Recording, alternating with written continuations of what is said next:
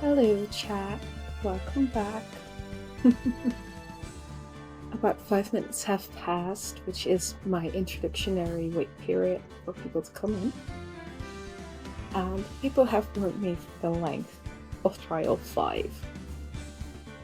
The reason I didn't end up streaming yesterday was because my voice needed to recover from Saturday. I may have screamed a bit much at Edgeworth's trial. So now my voice has recovered. I have some water.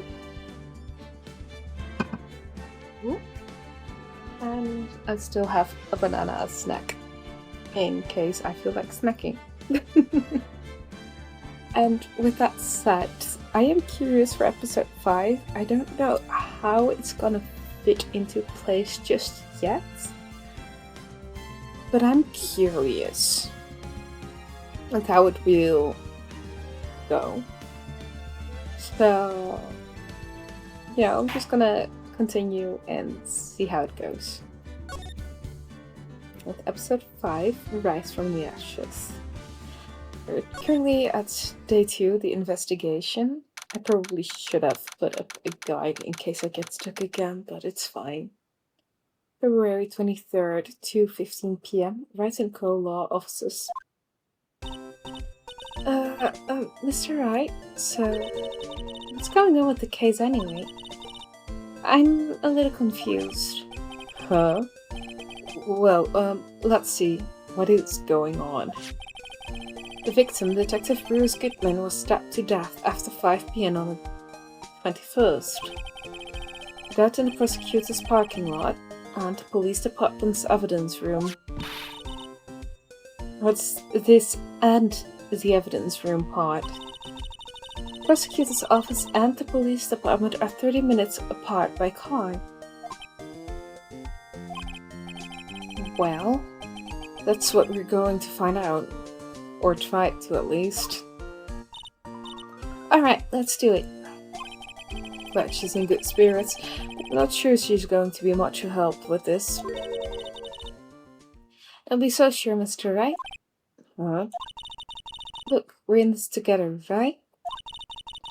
I prove that these thick-rimmed glasses of mine aren't just for show. Let's go. Science waits for us. Press 6 to doubt. Press 6 to doubt. February 23rd, Prosecutor's Office Underground Parking Lot.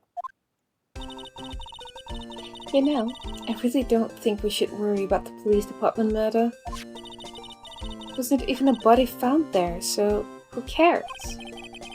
Yeah, it was only our victim who was killed in their evidence room. No biggie. No biggie indeed. Who would worry? Besides, my sister would never do such a thing. I know it. That old room, was it empty? The old room kicked over by the chief prosecutor was brimming with water. My sister, erasing evidence at the crime scene? Never. Even though she says they don't get along, Emma really likes her sister. That's not it at all. It's just, we're both professionals at what we do, and I trust her. Big words for a high school student. Big words indeed. Well, whether it was blood on the floor or not, the water in that oil drum washed it all away. Know the strength of my science at your own peril, Mr. Wright. Huh? What's that grin for? The situation calls for one thing, and that is luminol testing fluid. Luminol? A little sticky stuff, you know? You can't just wash it away with a little water. Even if you can't see it, it's still there. But wouldn't the police have already done those tests? Never trust anyone's eyes but your own, Mr. Wright. Give it a try. Me? Why do I have to do it? I'm a minor. I can't even drink yet. We're testing blood stains with this stuff, not drinking it. That's true. Here, look, I'll lend you these glasses. Huh? Get an extra pair of those things? test for a blood reaction, just spray the luminol on it. Like this, see? Press enter to spray it on. Okay, let's find us some blood stains. Oh, that's interesting.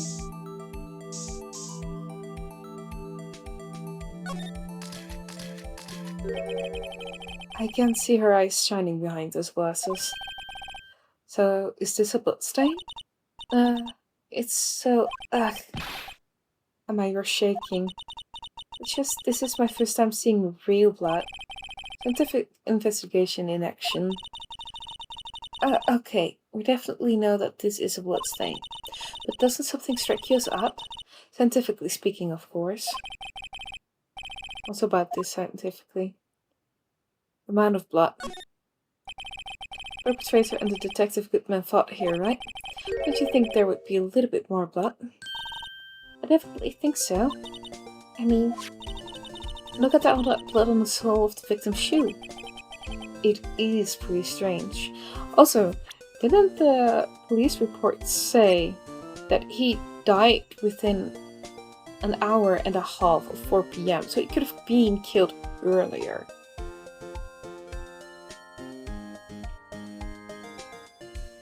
Which is what I believe happened. If they fought here, they would have to have been more blood than this. Hey, Mr. Wright. I'm gonna mark up the floor plans when we find a blood stain, okay? See? I'm pretty handy to have around, right? Yeah, and this stuff's pretty handy too. Saved up my allowance to buy that. Okay, model testing fluid received from, well, very proud looking Emma Sky.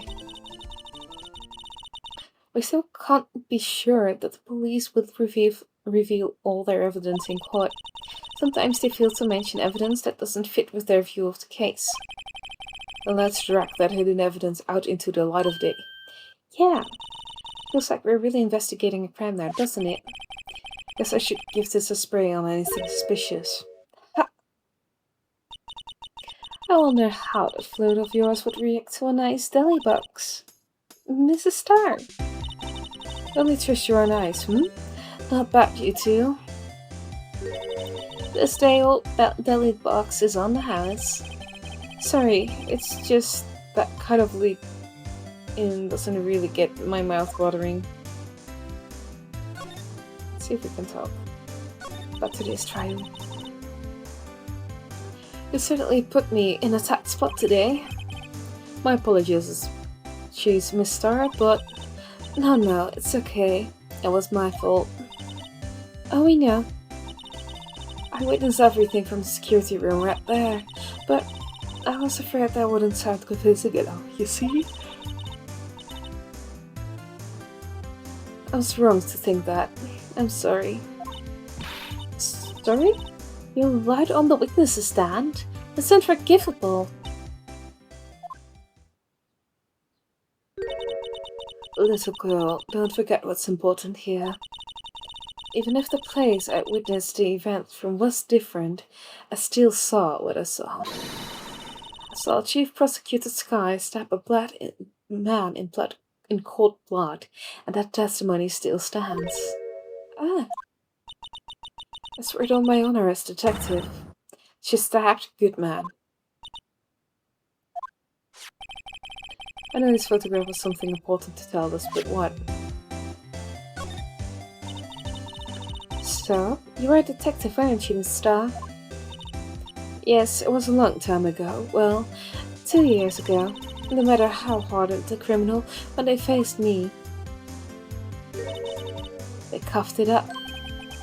Cuffed it up?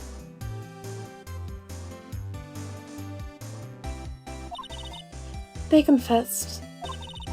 They babbled like babies. You know, I may seem like a demon sometimes, but I can be an angel too. I wouldn't doubt it.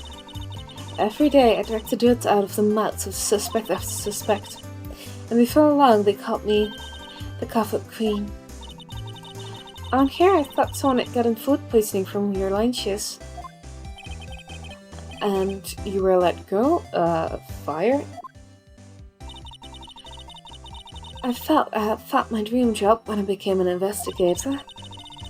If I see these prim and proper prosecutors hadn't let me go, I'd still be one today. It's all because of that case.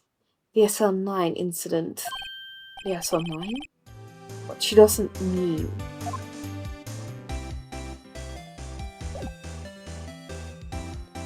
So what if oh, this perception. That looks like a petrified piece of provolone. Huh? It's not, it's my attorney's badge. I think a petrified piece of provolone would fetch more on a market. Look, my badge isn't up for sale. Not yet, at least. That's funny.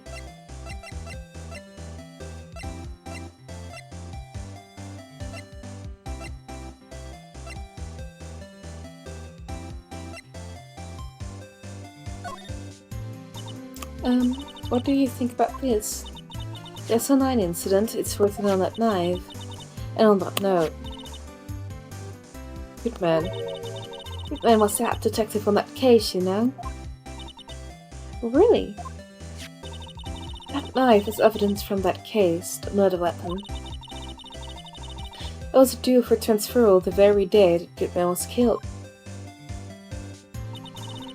As I suspected, SL9 isn't over. Not yet. You think you could tell us more about the SL9 incident?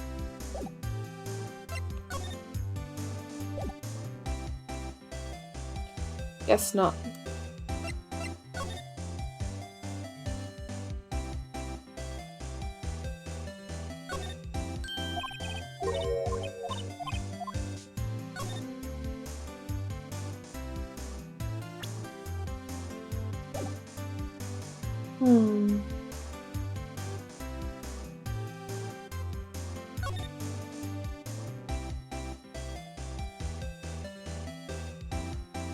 Let's take a look at that. I'll attempt to present. Yeah. It's okay, don't cry. The Lana's fight needs to be a strong one. Okay.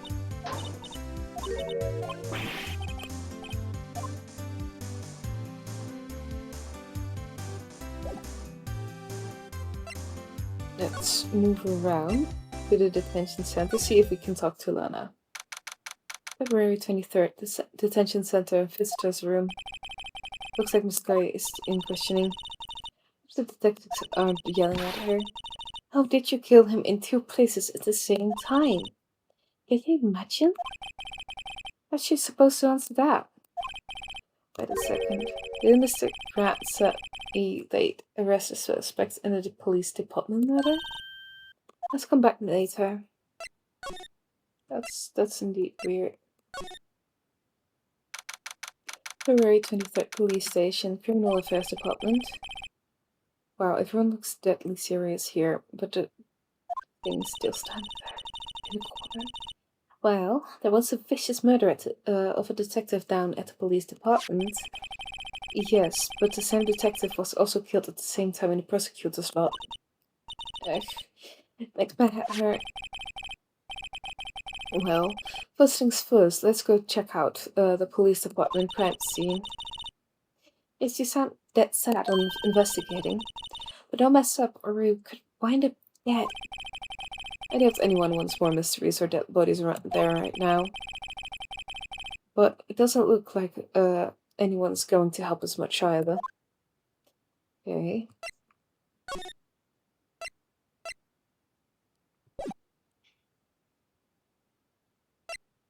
It's not much examining that can be done, honestly, here. I fear it.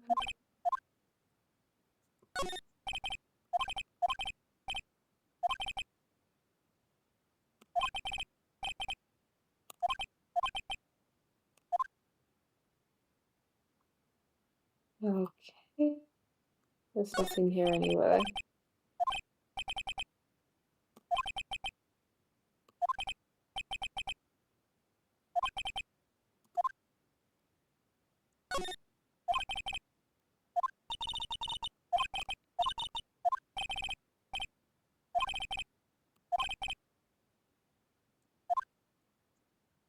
Okay, there's nothing much here. Let's move around to the police department entrance. Maybe we can talk to Gumshoe. February 23, police department entrance. It's even busier here today than it was yesterday. The detectives are running around so fast they're blurring. I suppose it makes sense. A detective did get killed here after all. So, the evidence room, scene of the crime. According to the pamphlet we got at the front desk. Here it is. She's like a kid at an amusement park. She is. Ooh, a real crime scene. Let's go take a look.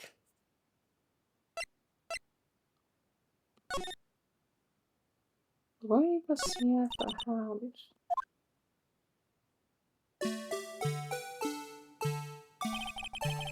Give him the benefit of the doubt and let's say he's dancing.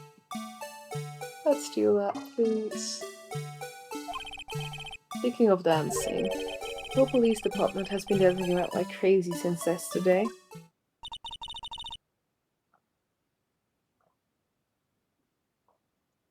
Can I take out his batteries? I just can't help but feel like it's going to do something naughty. True.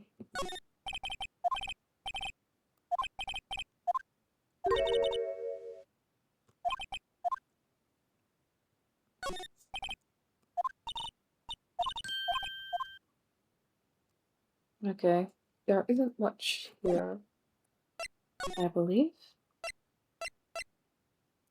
Oh, we can go to the guard station. That's a good smart place.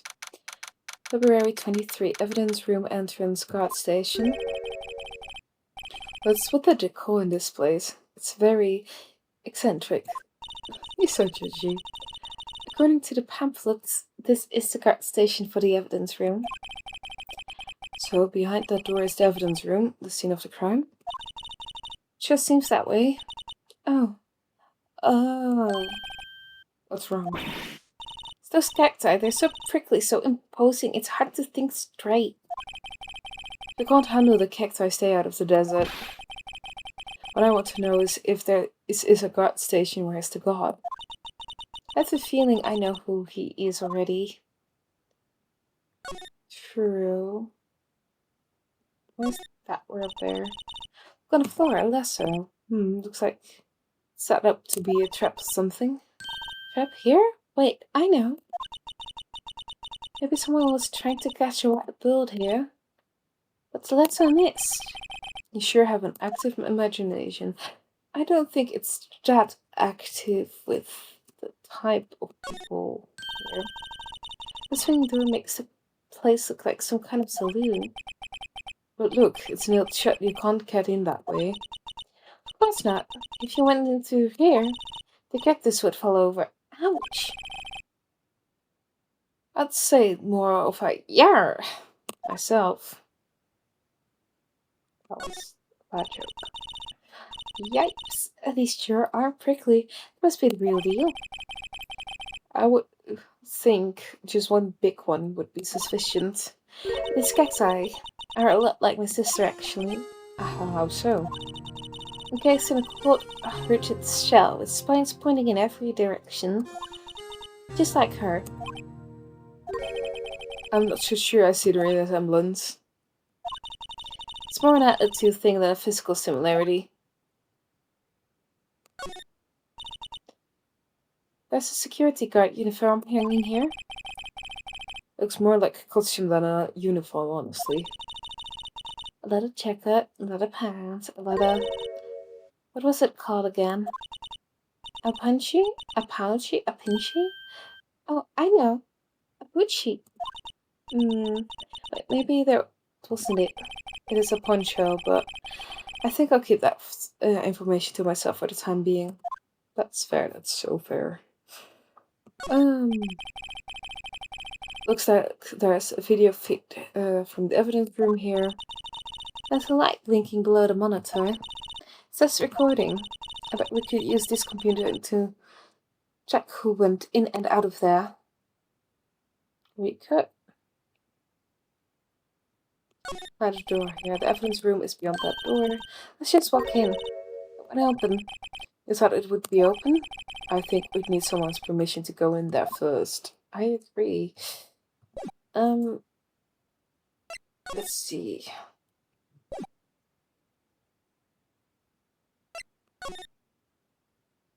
If there's something we missed in the meantime.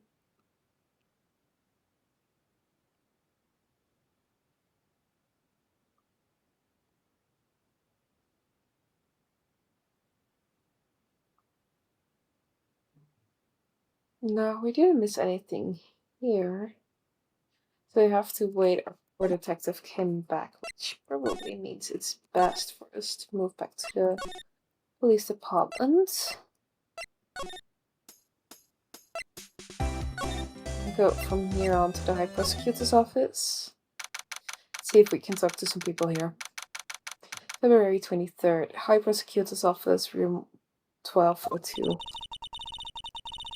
Well, this place is as classy today as it was yesterday.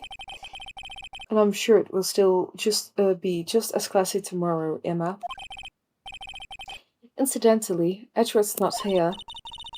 I'm sure he's off doing important investigations. I hope that's what he's doing. Guess we'll have to come back.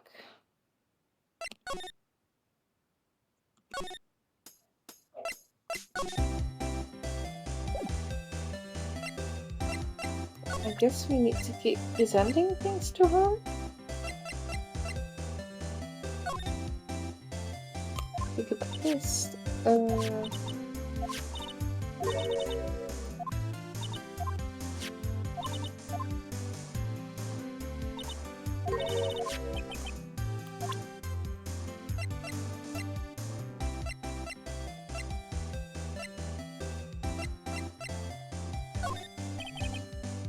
This you yes? You said you wanted some hot tea. Okay.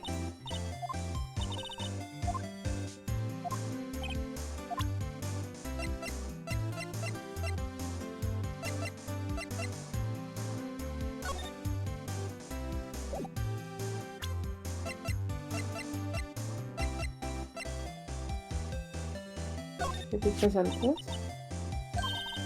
Okay.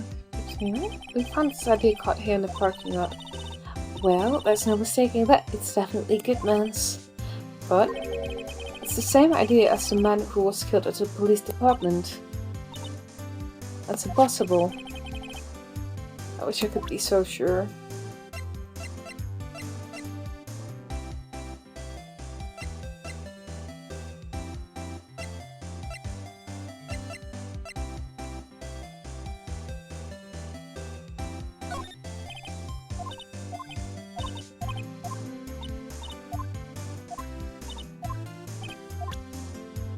Okay.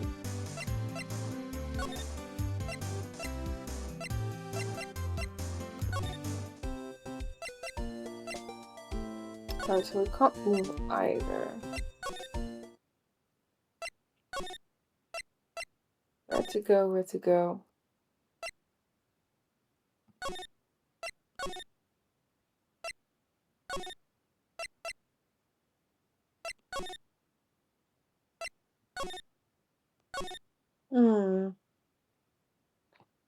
Hold on. Oh. Oh. Sorry. Let me,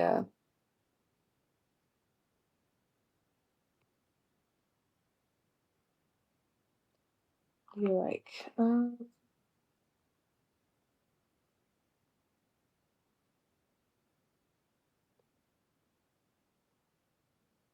we go.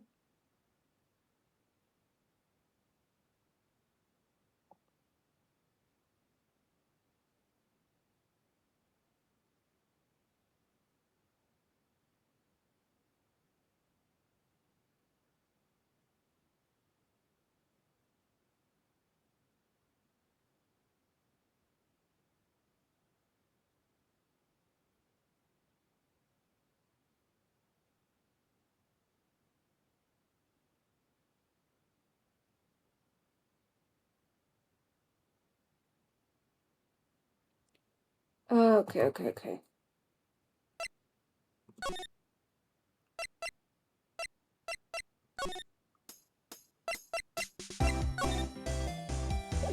Let's see, let's present.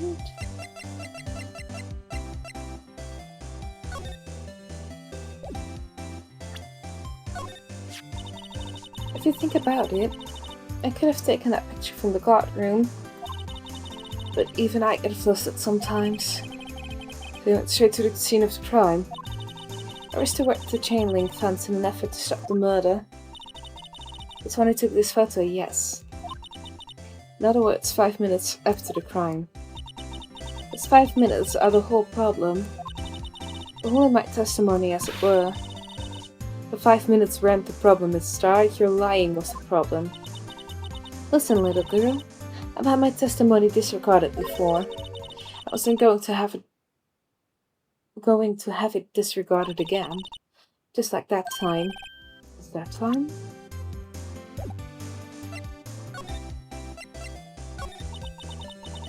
The incident really opened up my eyes to the truth.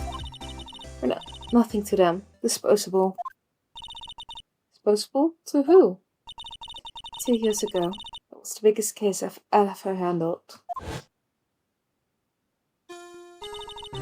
Police and the prosecutors were desperate for decisive evidence. So, they didn't solve it? On the contrary, it was solved quite cleanly. The criminal was caught and executed. Executed? Yes. The criminal got what was coming to him. It doesn't get any cleaner than that. The only problem was, they never did find decisive evidence. Not a threat. What? But the criminal was executed, right? On the basis of evidence. Of a sort. Made-up evidence. What? You mean they executed someone with fabricated evidence? The best part came several months after the trial. Every detective involved with the case was dealt with. Some were demoted to patrolmen, others found themselves out for a job. And you were one of those? Myself and one other person you know well. Wait, could it be? Exactly. Detective Jake Marshall. Oops, I mean Police Department Security Detail Officer Jake Marshall. As professional detectives, we investigated that case from every angle. Jake was particularly determined. And then, it was over, and he was demoted. However, he hasn't forgotten, and neither have I. I haven't forgotten Elsa or mine. What's another side to that case? A hidden side. That's what we're after now. And no one up in their fancy offices can stop us. Wait! Those lunches you sell. There's only one reason I come to sell lunches in his accursed office. I come here to meet old friends, boyfriends that can help me investigate. Mrs. Starr's old boyfriends. How many does she have anyway? Just when all the detectives on SL9 have disappeared, we find new evidence. There has to be a connection. So, Rookie. What? Seems like you're serious about investigating this case. Yes. Then you should take this. A Salisbury steak lunch. I know a certain guy who might help you, if you tempt him with the street. Okay, Miss Starr? Officer Marshall, is he or, are you his going out? Why do you want to know? I was just wondering what happened to him. A long time ago, when he was helping my sister do cases, he was so nice. Got along so well with my sister, it made me jealous. And it was nice to meet too, back then. This would be when Officer Marshall was a detective. But now he's so cool. Jack and I are merely cooperating in this investigation. We're putting the past to rest, as it were. Nothing more than that. I see. Thank you. Officer Jake Marshall, Okay. Let's see, February 23rd, police and entrance. This place is charged with phonetic energy as always. Please. Huh? Wasn't that? One steak lunch, please. Oh, it's you. Detective Gumshoe. There's no time for chit-chat, pal. I'm a busy man. What I really need is a steak from Lunchland. Oh, you mean one of these? Actually, it's not for sale. I think I just heard the sound of his heart breaking. There's no time for despair. We caught a criminal. We just need evidence. The criminal, you mean? You heard about stabbing in the police department evidence room, right, pal? On the same day, the detective was killed in the prosecutor's parking lot. Another detective was killed at the police department. As perpetrator, do you have a suspect? No, there was a suspect, just arrested them, in fact. It's the biggest scandal to hit the station in ages. Everything's topsy-turvy. But Detective Gumshoe, who was it? Listen, pal, all I know is that I need his steak lunch pronto. Staying around here talking isn't going to fill my belly. Wait, don't leave. If you want to know more, head on down to the detention center, pal. Questioning should be over, so I figure she's down there having a good try. Later. Run off to the evidence room. Well, this investigation is off to a running start. Hi, Mitzi. Also, yippee, Siri. Mitzi. 2 years of banning bots. Now you no longer have to ban bots, Mitzi. You're safe from banning bots, but welcome in. This is celebratory. The only thing I have to celebrate it with is a banana, though. Thank you for the hype, Wright.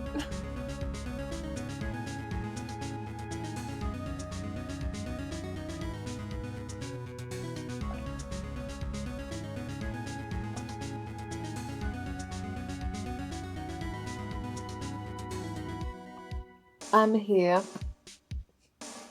in this crazy case.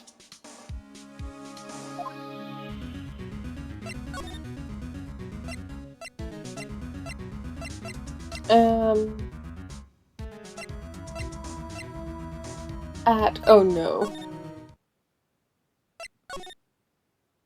Hold on. Let's go there.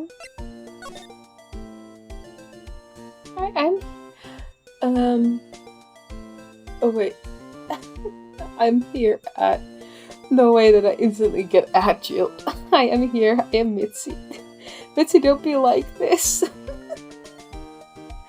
Welcome in, dear. Let's go to the detention center. I'm told that this one is really long, this case. I hope it's as long as I fear it might be. But February 23rd, detention center visitors room. So I do feel better about things. A little. Watching Nuki's stream whilst editing Wangsheng pics right now. Oh, that's cool. That's nice.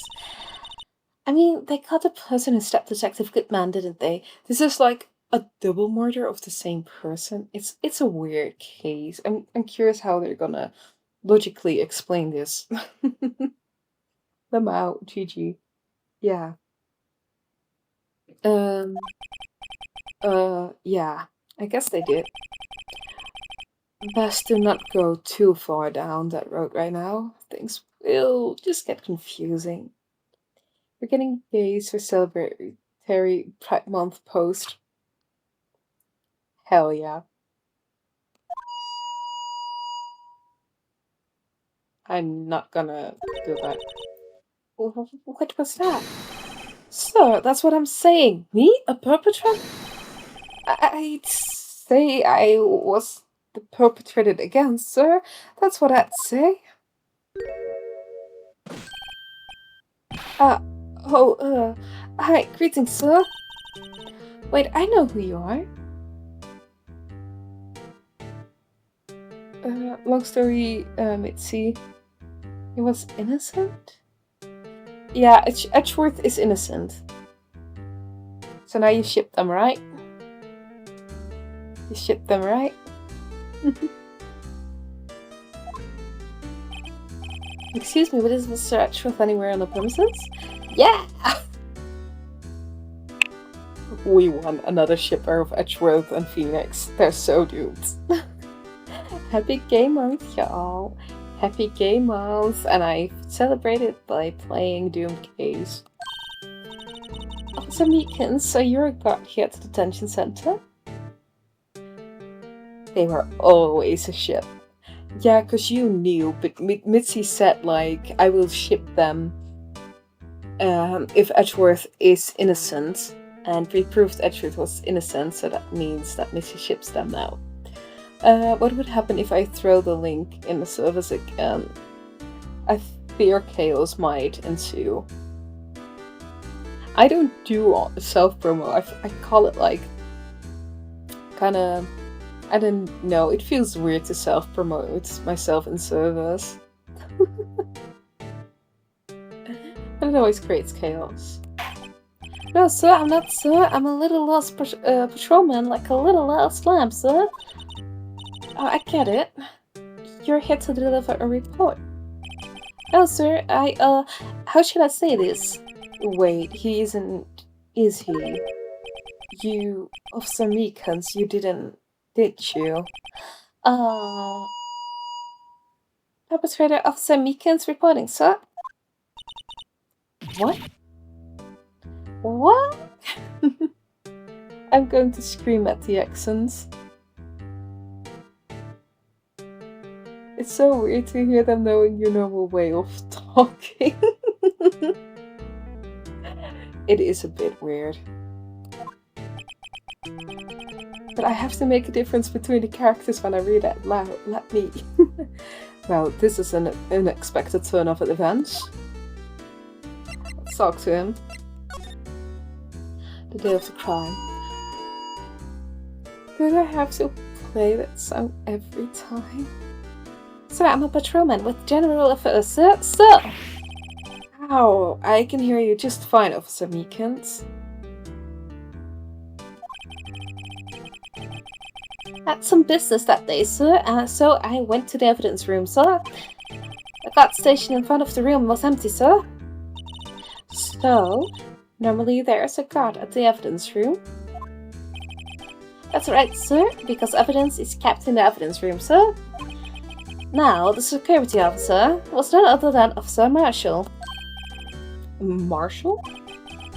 And then, sir, I happened to glance at the security room monitor. That's when I saw him, sir. A suspicious person in the evidence room. Suspicious person, sir. Suspicious person. Yeah, wow, wow, wow! What the heck is this guy doing?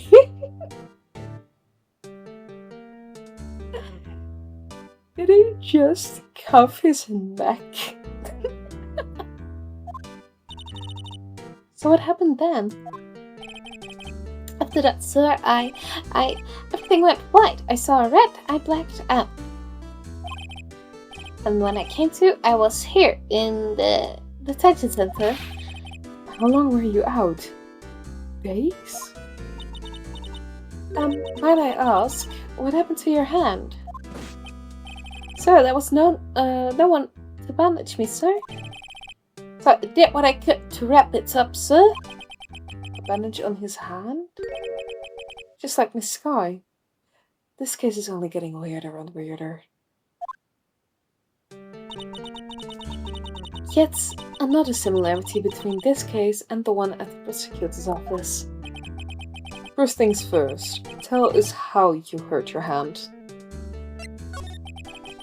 I don't mean to pry, but you are the perpetrator, correct? You killed Detective Bruce Goodman on the evidence room, right? Sir, please don't look at me with those sad puppy dog eyes, sir. If you have to label me as a perpetrator or victim, sir, then label me victim. I would, but you happen to be in detention. And alive and well at that. Yes, well, that's true, sir. I suppose you could say that. Did you know the victim, Detective Goodman? Well, sir, if I had to label him as a stranger or a total stranger, then I'd say he leans heavily on the total stranger side. So, you didn't know him? Sir, I work in a sunny department devoid of lights or other creature comforts. I don't know any detectives. Poor dude. So, if he was a total stranger, why did you stab him? Sir, I had no intention of killing him, sir, none. Nor do I have any recollection of killing him, sir. Oh no, I lost chat for a sec. Beautiful. At least someone around here is more confused than I am. That's true. Bernard's hand. About your hand, did that happen during the course of the crime? Well, you see, sir, don't you think you should just confess? But sir, but there was nothing I could do. Nothing you could do? So to tell the truth, sir, when it happened, the detective pointed that knife at me, I just hollered, sir. The next thing I knew, I was unconscious. The next thing you knew were... What? Then when I opened my eyes, I was alone in the evidence room, sir. Alone. Alone because Detective Goodman had disappeared. What? And when I looked down, I was gushing blood from my hands, sir. On the shock. Oh, the shock. Oh, the sore, sir. Can you imagine how I felt? The victim's body disappeared? That's some story. So he just... Huh? Okay, this is only getting weirder and weirder. Does he know anything about the... Would he perchance recognize this guy? Officer Meekins, this is for you. I'm scared of knives, sir. It's okay, I just want to take a look. That's it, sir. Last night, sir. That's the one. It was an apple, sir, in my dream, sir, and I was being killed. Second thought, you don't have to look at the knife. He's overreacting to the knife, but I guess he's been through a lot. Does he know anything about SL Mine? Smeekins, could you take... I'm sorry, sir. Really sorry, but I have no idea what it is. We should ask Mr. Edgeworth, sir. That's in the book, Mr. Wright. Takes a special kind of man to pass the buck to Edgeworth. That's true. Let's move.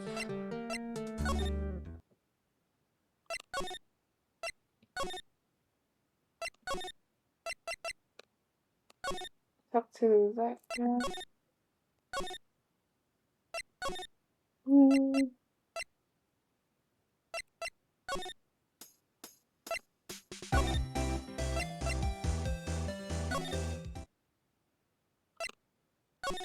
Okay, so they still want us to talk to, I believe,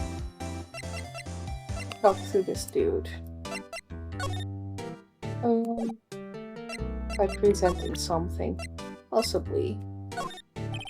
Officer Meekins, please take... I'm sorry, sir.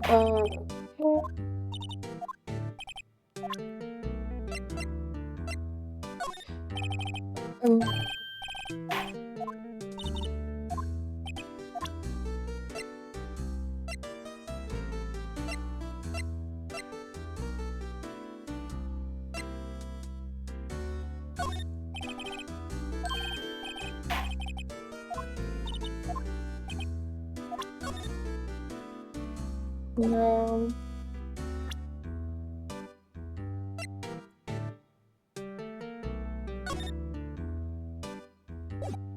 I'm gonna force this knife on him.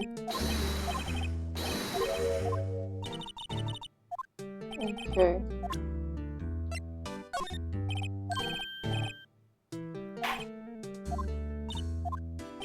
I fear that I might actually have tried everything. I mean, I could ask him to look at the picture, but that's from the day it was taken at the prosecutor's office. The day that Detective Goodman's body was found in the trunk. So this means I'm a free man, innocent.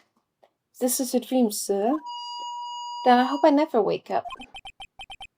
This is a dream, you better wake up right now.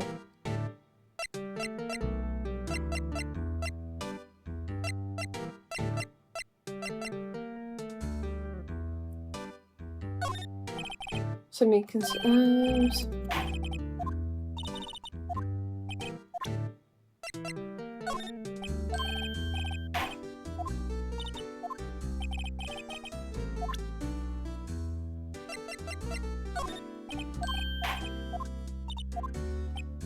We tried everything.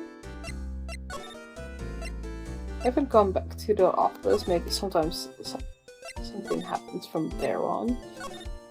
Guess not. Not there either.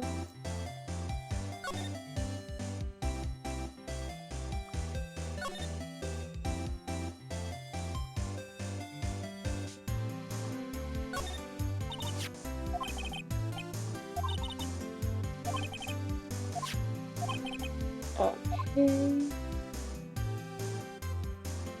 Why do I feel stuck again?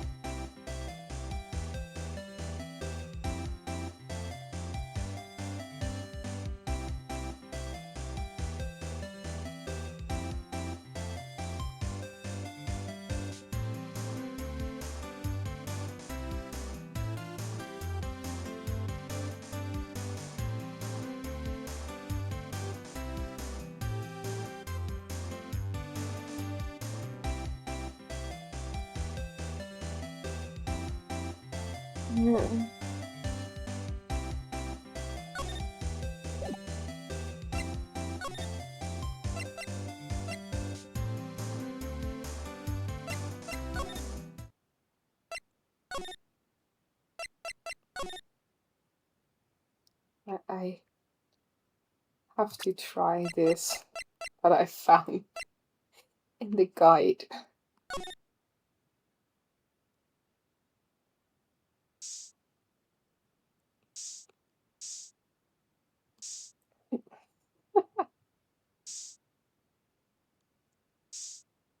That's so funny.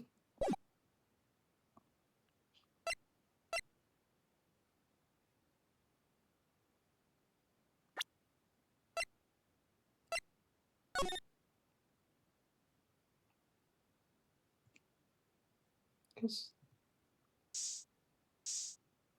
that's hilarious. But also to be fair, I love these things.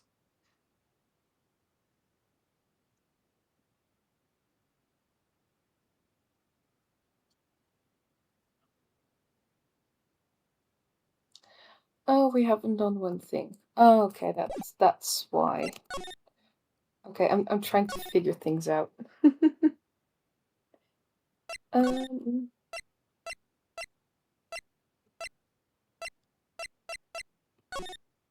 No, wrong place.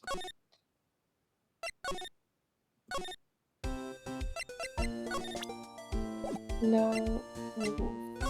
I knew I was thinking in the right direction, but I wasn't thinking fully correctly just yet. Do you think you could take a look at this?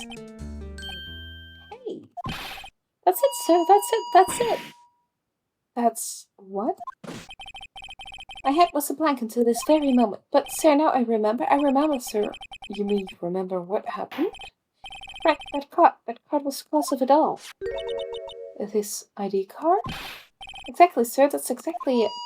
Nothing could be more exact, sir, nothing. I better pry into this paper. Okay. Can you tell me what it is you do remember? Well, sir, I might say I'm a little lost, little patrolman, a lost little lamb, if you will. You remember Mr. Detective Goodman who was in the evidence room? That's why you thought he looked suspicious. So I entered the evidence room and asked the man to show me his ID card. That sounds pretty much by the book so far. Oh, that's right, sir. That's what I've been trying to tell you. So I asked Detective Goodman to show his ID card. What did he do? That's the thing. Suddenly he pointed a knife at me. What? So I assure you, I was as flustered as you are right now. So I whooped and leapt at him. Detective Goodman pointed a knife at him. Do unto two others before they do unto you. My own father's words, sir. What happened then? Well, I had sir everything went right. When I awoke, I was here. Right. Thank you for the alert, Mitzi. Enjoy doing whatever you need to do. Reason for arrest.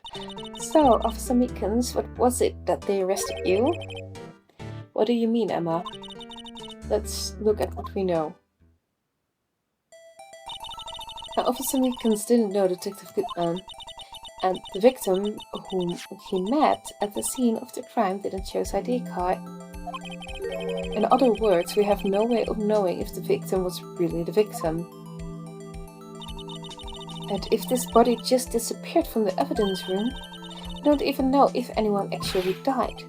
That's it, sir. That's what I wanted to say. That is, I did say something along those lines. Huh? But you still ended up here. It told me that it had to be him, sir, on that day at that time. Detective Goodman was definitely in the evidence room. That's what they said. But you don't remember the events clearly. No, but the videotape is quite clear. Huh? Videotape? On the security camera? The crime, my crime. The crime I swore to stamp out. It's there. It's me. It's on the tape. And you waited until now to tell us this? I'm sorry, really sorry, sir. I'll hand over my badge. I don't deserve it.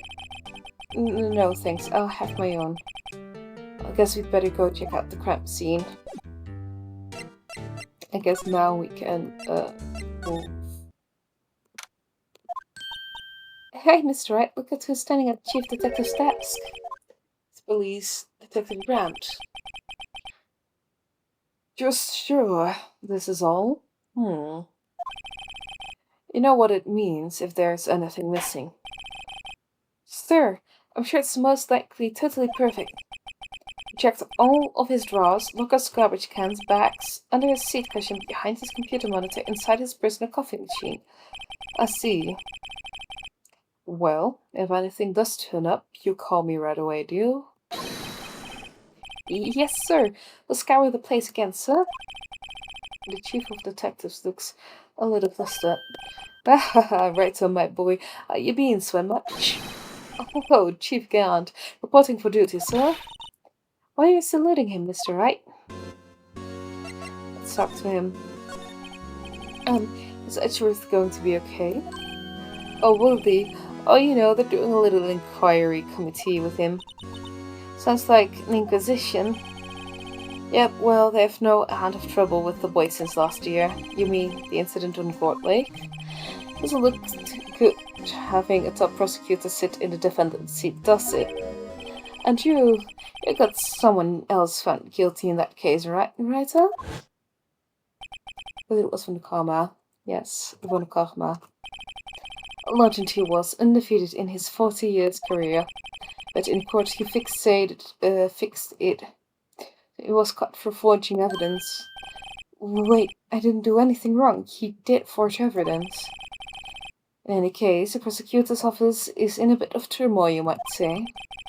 Why? They'd do just about anything to restore their reputation. Now, depending on what that inquiry committee decides, it could be bad for Worthy. What? It's downright odd, I tell you. The detective getting killed on their turf too, I mean. There being the prosecutor's not soon? Scientifically speaking, it's impossible. Yes, but that's what the evidence is saying. Goodman was stabbed in 2 locations at the same time. That's what it says. What evidence is this? Now, right, so I can't give away all the secrets just like that. And this in particular, well, it's a little sensitive and I can't talk about it. Wasn't expecting much anyway. You know, One thing I hate most of all is hiding stuff. Secrets can't stand them. But you know, it is a full-time job just keeping the chief out of Detective Capture. Ah, he was the one you were picking on earlier. Huh? You saw that? Oops. I wonder what it was that he wanted the chief of detective to do. Let's see if you can kind of discreetly ask him.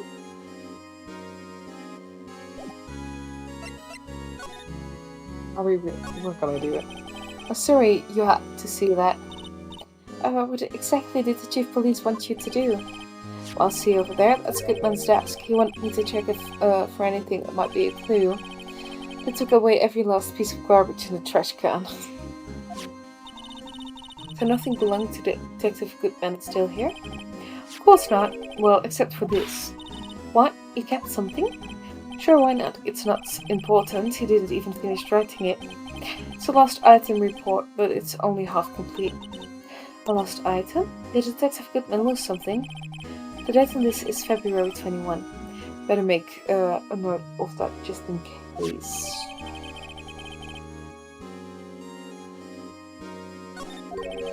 I should really get back to investigating the police department crime scene. Yeah, that was what we were working on. Wasn't that also the date he died?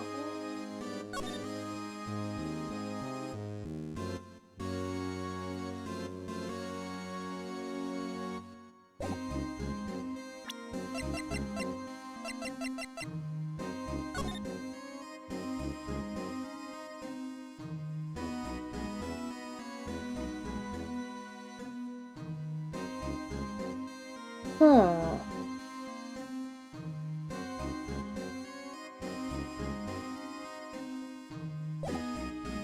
So he did steal the SL9. Looks like he was writing a 9, but if I remember, his ID states an 8.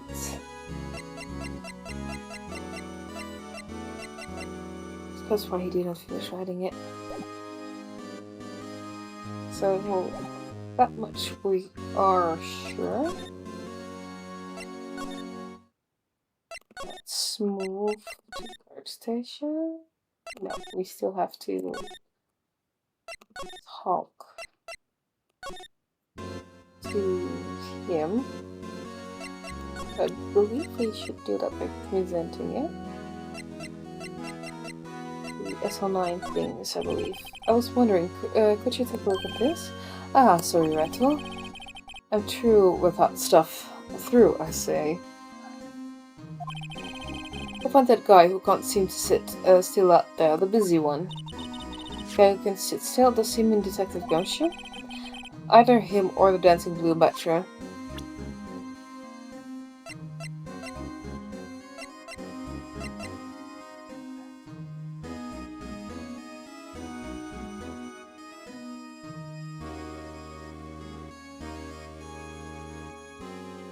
Officer Marshall.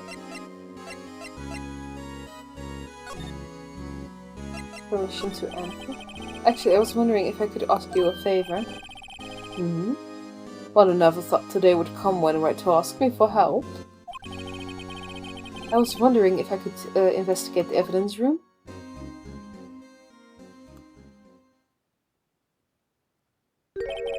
No, Wright. Actually, I'm sorry. I don't need to investigate after all. Right, so please, do I look like a selfish man? Huh?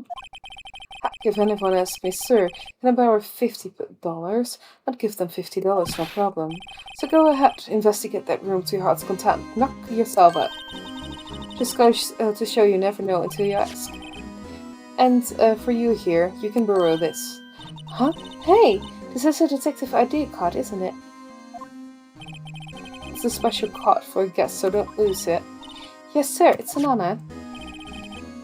You just run along and do your best now. Later, folks.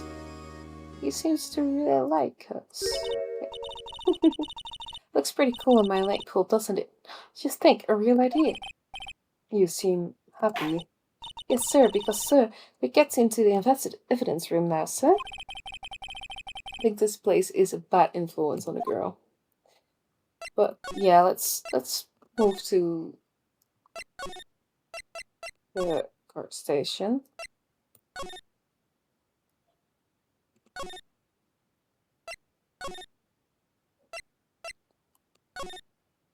Or was it? No.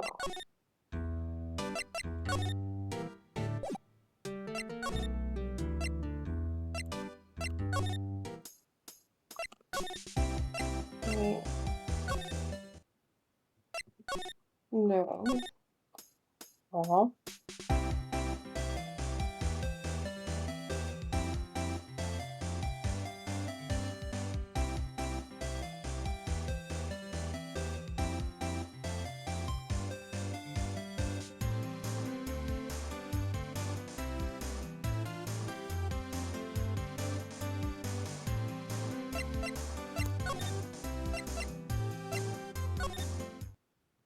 Wait, hold on.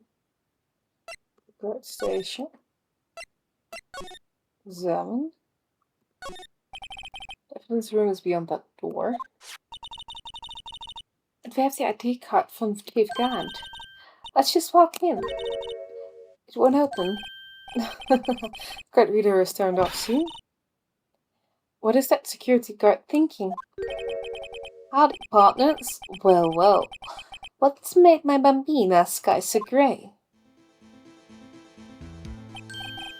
Officer Marshall. Why does it have to be him? I can put him in a good mood. What's that? Why does it have to be him look for? As you may have surmised, here's my saloon. We're here to investigate the crime scene. Yeehaw! That cart you got there on your chest? That's better than a sheriff's badge in these parts. Yeehaw? Well, what you standing there for? Get along, little doggies. The crime scene's awaiting. Looks like the cart's really turned on again. While we're here, I was wondering if we could ask you some questions. Sorry, cowboy, but I got no mind to tangle with you hombres. You're Lucy then? Did I say that? I only said I didn't wish to speak with you. Actually, you said you had no mind to tangle with us hombres. Yeah, that's just the thing. That smell, reminds me of Texas. So, Officer Marshall, you're from Texas? No, I just saw a special on television the other day. Is this from my baby? Yes, Miss Starr. What's this? What's wrong? A filet steak lunch. I see. I don't see. I wonder what it means. Steak lunch given to Officer Marshall. Alright, Bambina, you win. Ask him more schmack. I'm not doing that. Well, it seems like he's willing to talk.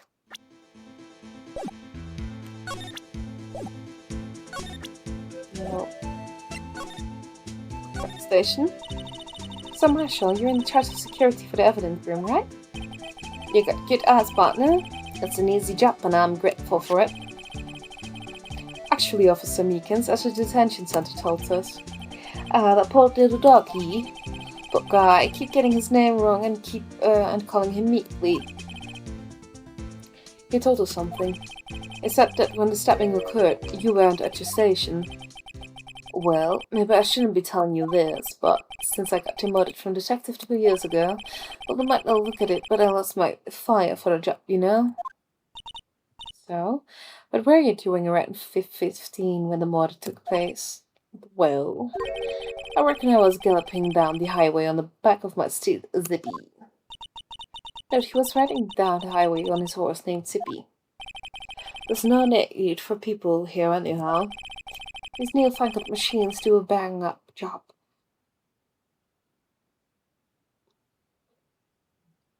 Of keeping an eye on the place. You mean the security camera system?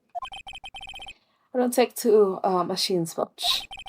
Kinda like the stew broccoli that's sticking next to your stick, you know? Miss Starr told us something. She said you were a detective until 2 years ago. was always my dream to be a raw high rank around the scene of the crime. It's all gone now, like a drinking hole in a prayer fella. Still investigating that Sun 9 incident with your Mister, aren't you? That was my case. It's all solved on the record books, but it smells like a bad game of poker. Can't let it go. That's all there is to it. What kind of case was it anyway? We've heard the name so many times, but no one tells us exactly what happened. There are some things you better off not knowing, Mamina. Anyway, that case is officially dead as of 2 days ago. 2 days ago, the day of our case. That's right. The evidence transfers. Edgeworth was talking about the transfers too. Now, I know what maybe 2 of the machines in here do. Only 2 of them? There must be a dozen. Like I said, the Mia machines, well, I like them about as much as I like stewed cauliflower with mistakes. The easiest ones to understand are the security cameras. Those are the ones that Officer Meekins mentioned. If nothing happens, the tapes are automatically erased every few hours. Officer Meekins and Detective Goodman, are they on one of those tapes? I reckon they might be. You're the security guard, and you reckon? On one more thing. When you go into the evidence room, you need an ID card. This card reader by the door. The card really leaves a record of every idea that passes through.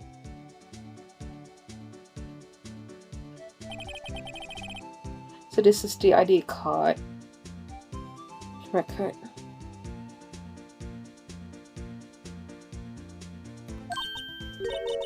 I've seen that somewhere before.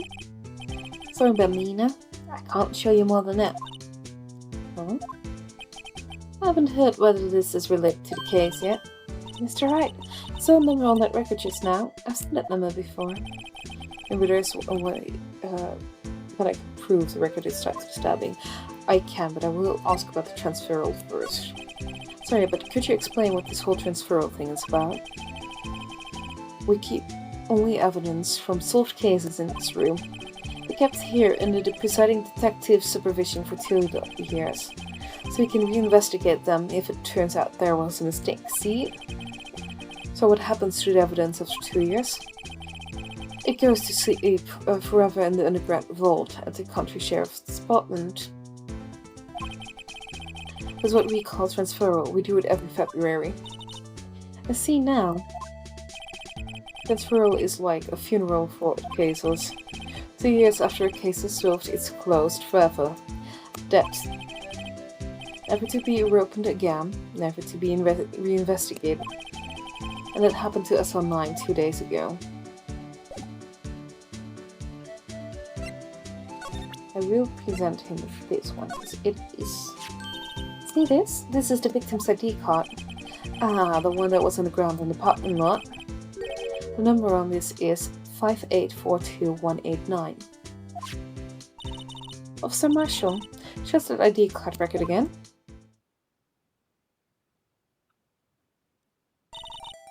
Look, the 4th number, it's a perfect match. Always used at 5:14, right before the stabbing. What's more, there's only one of them cards in the world. So when the incident occurred, Detective Goodman was in the evidence room. But wait, what did Officer Meekins say? So I entered the evidence room and asked the man to display his ID card. So I asked Detective Goodman to show his ID card. What did he do? That's the thing, suddenly he pointed a knife at me.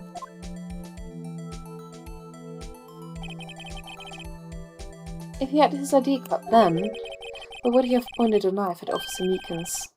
Right, compadre, you win. I guess I can give you this ID card record. I've got an idea. Maybe I should show this list to other people with ideas here.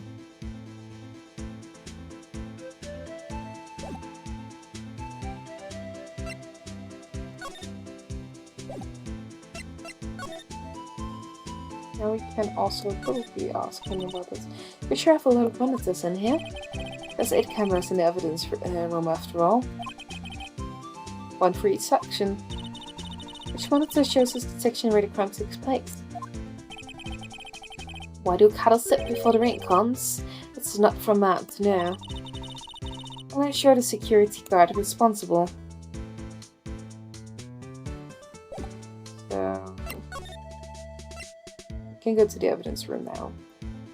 It's kind of weird that he doesn't know when the crime happened. February 23rd, evidence room sector 3. It's quiet. The investigation must be over here. So this is the evidence room. It really is kind of like a graveyard. Graveyards are supposed to have grass and trees. This feels more like a morgue. Nice try, Mr. Wright. You can't scare me. Whoa. Sorry, I thought you were a ghost. I wouldn't recommend going around smacking ghosts on the head, pal. Is it true what I heard? Righto, please. Do I look like a selfish man? If anyone asks me, sir, can I borrow $50? Give them $50, no problem. So go ahead, investigate that room to your heart's desires. Knock yourself up. Yeah, it's true. So, Chief of Police Gant will loan anyone $50, even me? So that's what you were talking about. Actually, I was put in charge of the investigation for today. Just for today? Was for a day. But guess what? You got permission from the chief. So now you're boss for a day. Gee, thanks. First of all, you will want to have this evidence room floor plans added to the court record. Okay, let's talk to him. Boss for a day, I guess. The Detective of Gumshoe, you're the boss for the day? That's right, it's an honor. After all, the murder took place right here in the police department. But if you're a boss, why are you all alone? Where are your underlings? They're using yesterday's findings to prepare for tomorrow's trial. In other words, you got kicked out of the investigation again. I'm adamant, though. I'm going to take control and put this case to rest. In my own evidence locker, pal. You have a locker in there too, Detective Gumshoe? Of course. I'm detective after all. They gave me a locker that only I can open, pal. Only you can open? Oh, my fellow evidence with chat, connection with the chat again. Right. I'll always believe in Miss Retchworth no matter what happens.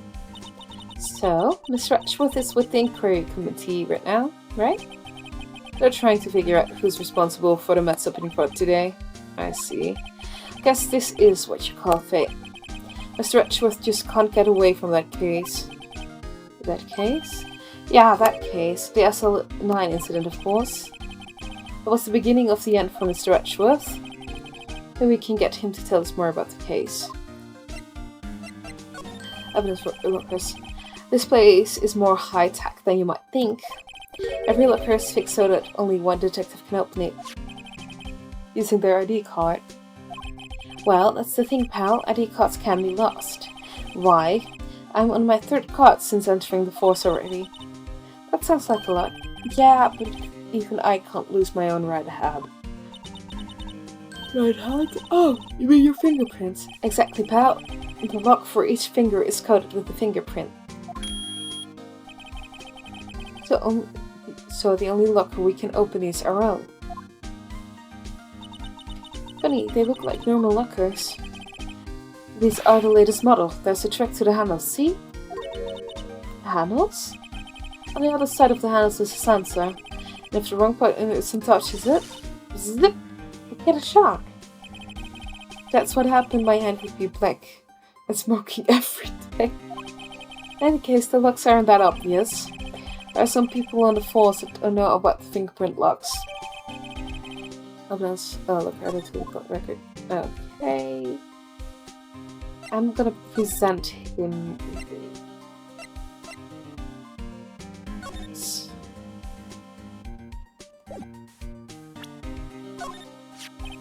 Let's take a look at this.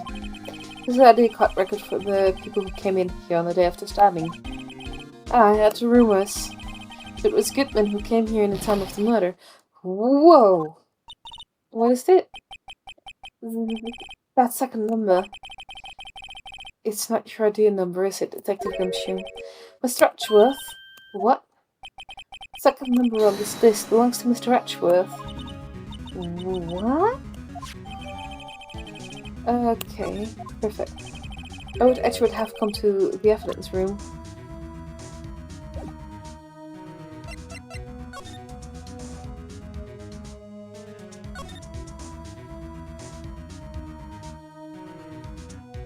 That's suspicious. What's this? Look. It's a little worn, but it's definitely an handprint here. It's like someone tried to wipe it up. Mr. Wright?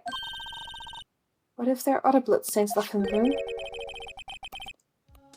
Okay, we're gonna use that in a bit. Look, this one's open, and the red indicator light above the door is lit. That locker is coated with Detective Goodman's fingerprint. Detective Goodman's locker. Are you sure it's okay to leave it open like that? Well, it would be hard to get it open again if we closed it. It's empty, they must have taken the contents and elsewhere. Wow, someone must have broken something big to make all these pieces. Detective Gumshoe, perhaps. There you go, pal, making me out some kind of hooligan. That apparently from the case. The case? The SL9 incident, pal. See the sticker on the pieces there? Another piece of SL9 evidence. Take a closer look. Wonder what shape these pieces were in before whatever it was broken. Want to try and put it back together? Or we're gonna go and do a puzzle now? Ha! Good luck, pal. That's no job for amateurs. I spent a good 3 hours on that before I gave up. That's why I always carry it around the tube of glue. Well, this piece looks like the bottom. Let's try putting the rest in place. Oh, goodness. That's...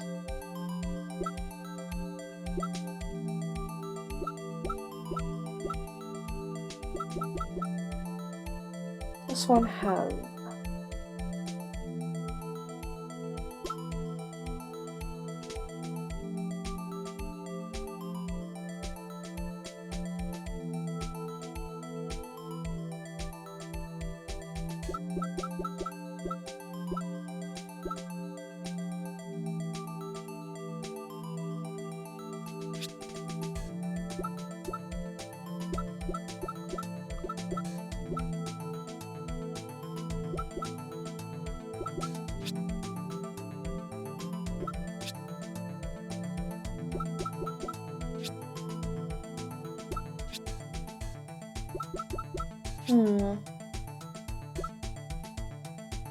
Okay, we can rotate them.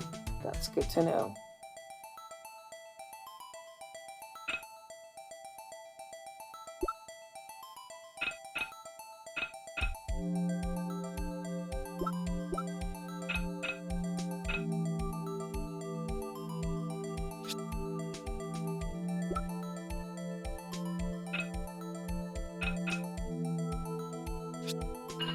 That fits.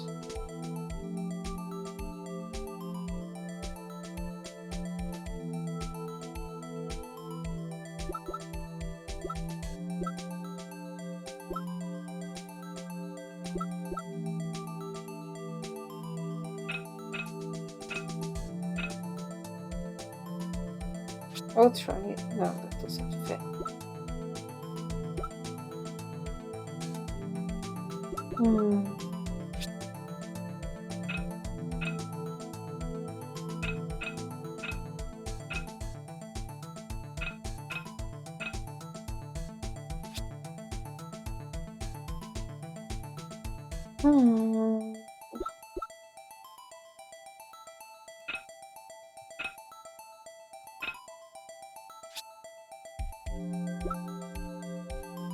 Oh, wait, it's this one.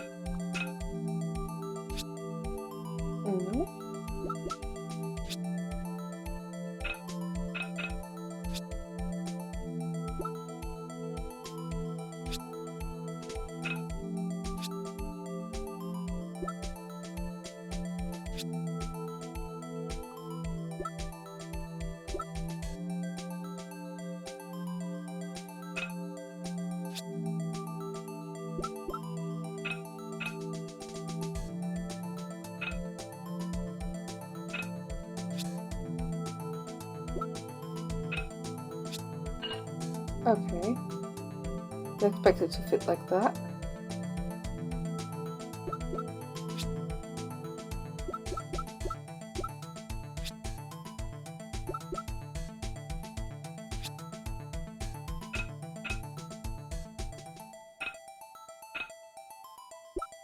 I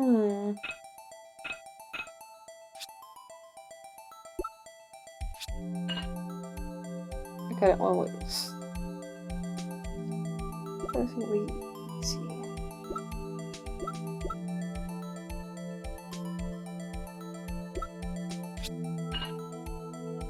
That fits. It's a very small piece.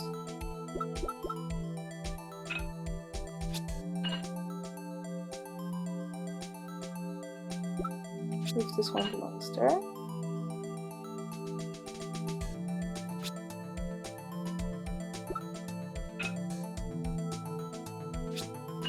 This one belongs there.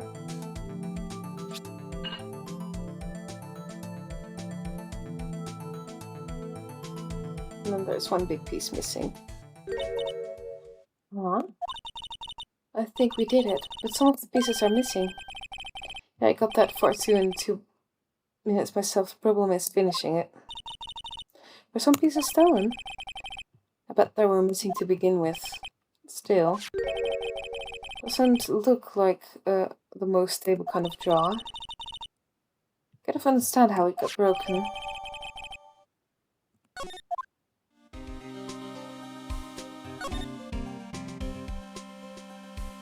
Okay, so those were those pieces or not? These things bother me. Why are some of the pieces missing? See, does it seem a little bit unstable? Okay. Don't have the glove here, but only one. Detective Gumshoe, maybe? There you go, pal, making me out to be some kind of absent-minded detective. It's evidence from the case, you know? I mean SL9. It does have a tag on it. No glove added to the corporate record. It's so weird. Okay.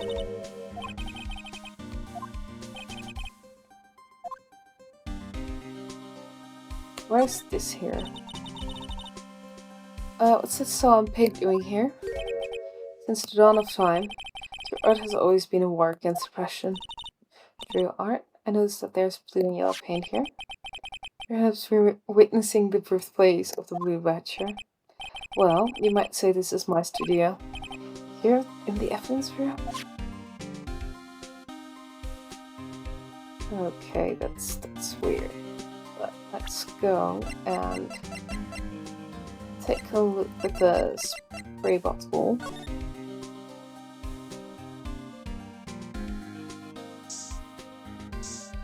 Oh, there's a lot of blood around here, actually.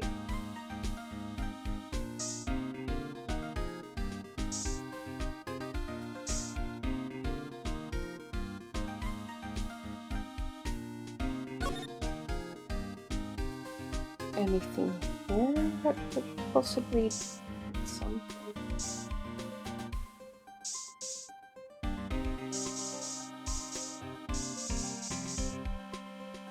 Nope, nothing here from what I believe.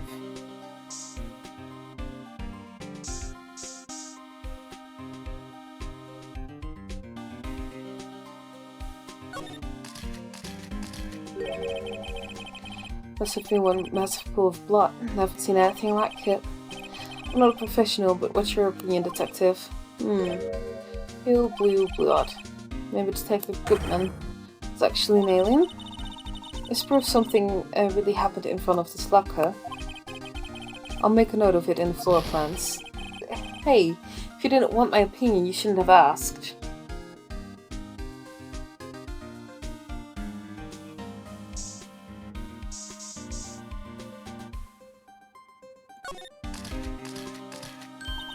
I knew it. This is someone's handprint.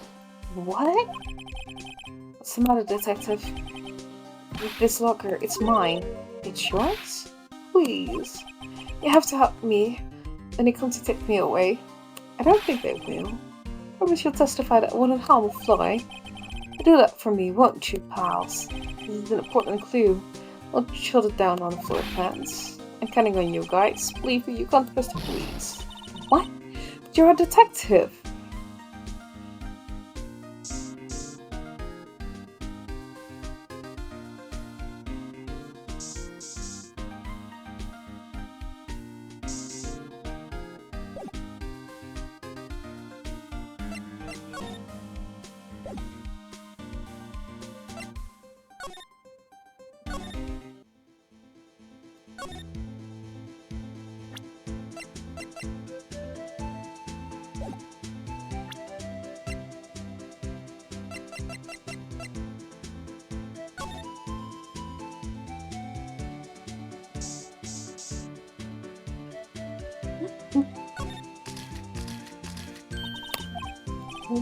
This could not run here. Rams famous, someone must have tripped over something. And what? What is this spy? I think that might be more painful than being murdered. That's funny.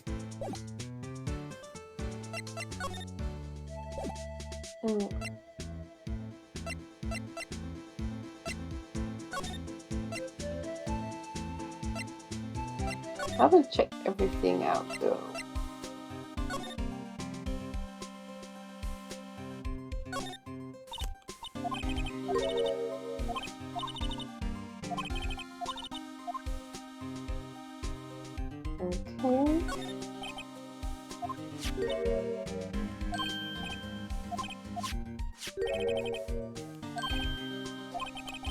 Yeah, okay, that's a fun back.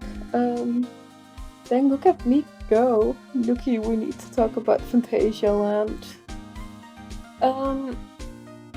We can talk about it. You really want me to come with you, don't you? Alright. It feels like ages ago. And, I don't think I've seen this before. Oh, that's a book sweeper. Sure, it will come in handy solving some case sooner or later. Yes? Then yeah, I want you there. The thing is, I also really want to go, but I'm not sure how well my body will keep up by then. I'm like... I would be so sad making you plan all this, putting in all this effort, and I wouldn't be able to come. You know. It's just a person or machine by the cover. You gotta look at their heart. Like I'm 100% down, but where's this one? Shit. I wonder if it's taking. Okay.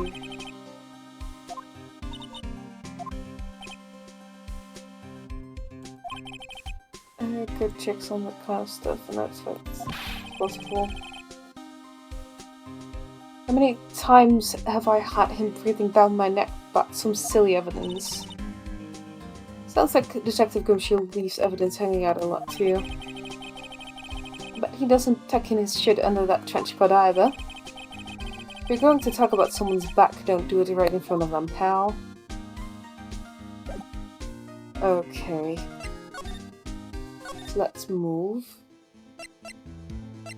I believe we might get something if we were to move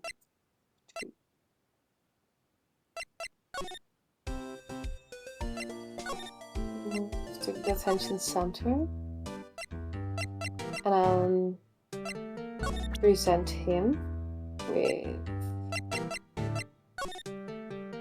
this. Yeah, let's present him with that. Sam Meekins, could you take a look at this? I'm sorry, sir, really sorry, but I have no idea what this is. Maybe we should ask Mr. Ratschwitzer. That's good. Damn, he doesn't know his own number. Yeah.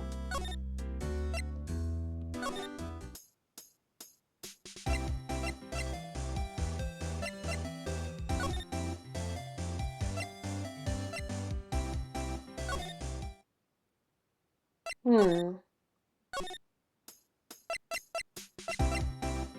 don't really give you a hint on where to go this time around. It's like, look around, find out.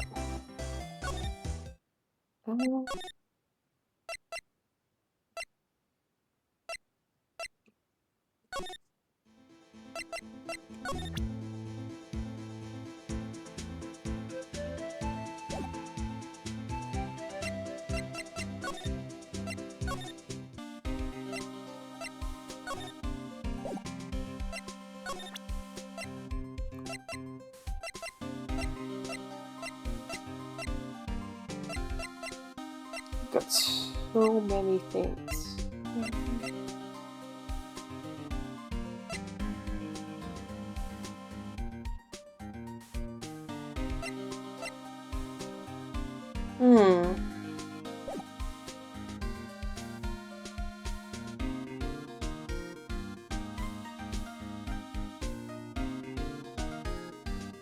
Let's see. I have no idea what to do anymore again.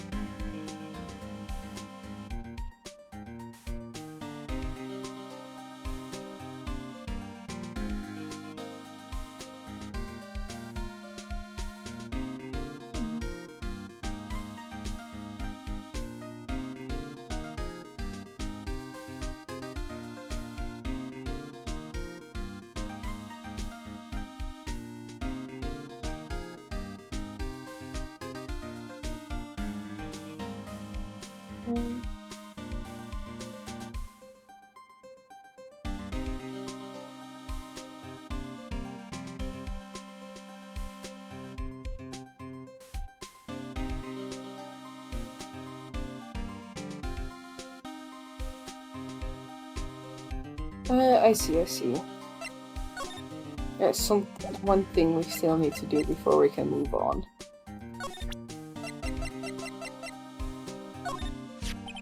Detective Goodman's note and the switchblade knife. I bet Edgeworth was the most surprised of anyone. Because of the SL9's connection? That was Mr. Edgeworth's first big case, 2 years ago. It was the first time the Neil Edgeworth was a man to be feared. But why would evidence from that case turn up now? Guess it's not over, pal. Maybe there are some loose ends left on that case. Okay, well, let me go. Talk to him about the SL9 incident. No, that was a bloody violent case. Violent? So it was a murder. Serial killing. Serial killing? Maybe I don't want to get involved in this after all. The killer made a mistake and Mr. Edgeworth built his case around that to nab him. This was 2 years ago. That was Mr. Edgeworth right in the spotlight and started the rumor mill. Rumors about forged evidence? I was supposed to be all cleaned up with the transferal the other day. It was the last job he ever did. Detective Goodman, that is. Huh? What do you mean? Detective Goodman was the detective in charge of the SL9 incident, see?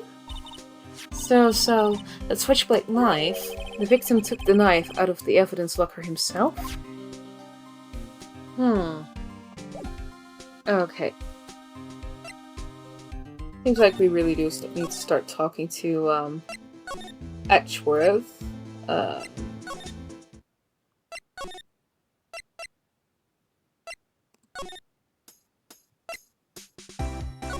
Let's go up to the High Prosecutor's office. No.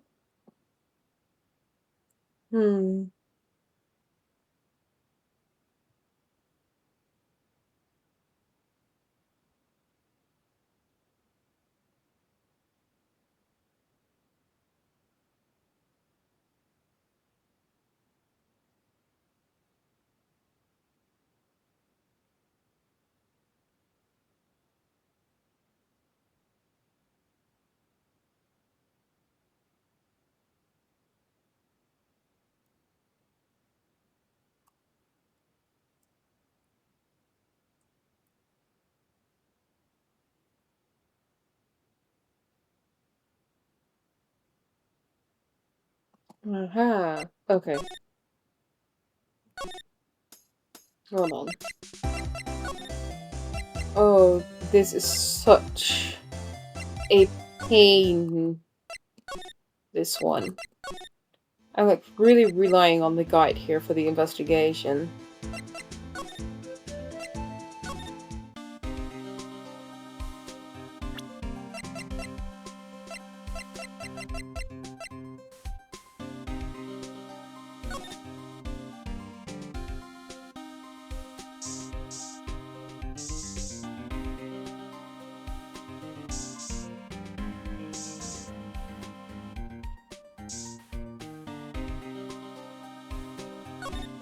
Hold on. What's a footprint? Handprint. I get it in my checks in here. There's no reason for the murderer to touch this spot if he fled out the door. This might be something significant. Hey, that's some pretty amazing stuff you got there, pal. What this? It's got luminol testing fluid. Did you get your hands on that? Huh? I'd like to get some too. I'll just borrow $50 from the chief. How did you get this, Emma? I was bite from the meal order. I better jot this down on the floor plans. Hey, pal, look at the time. Was it something you needed to be going to? Chet Mr. Edgeworth Inquiry Committee should be letting out soon. I'm going to give them my report from the day. Might help, you know. Report? You mean the note written on the back of the flyer? Well, it says nothing but no problems. Hey, it's Mr. Edgeworth we're talking about. I'm sure he can use a report like this. I believe in him. We need enemies when you got friends like Detective Coach. Damn. Poor dude got roasted. Muff pal, later. Poor dude got roasted. I should probably see what Edgeworth has to say too. Can we finally meet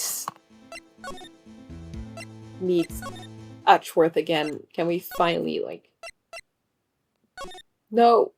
Wrong place. Can we finally, like, go to our dooms, yowie? Can we finally go to our doom, yowie? I would love to go to our doom, yowie. February 23rd, High Prosecutor's Office, room 1202. I guessed, my apologies. Oh, shoot. Have we met somewhere? Uh-huh. Mr. Edgeworth, I beg your leave, so long. Is Edgeworth here? They're sitting by the window, a teacup in his hand. Right. Yes, the hotel bring him tea service? Mr. Edgeworth, you're back from the district prosecutor's office inquiry? I am. By the way, Detective Gumshoe was looking for you.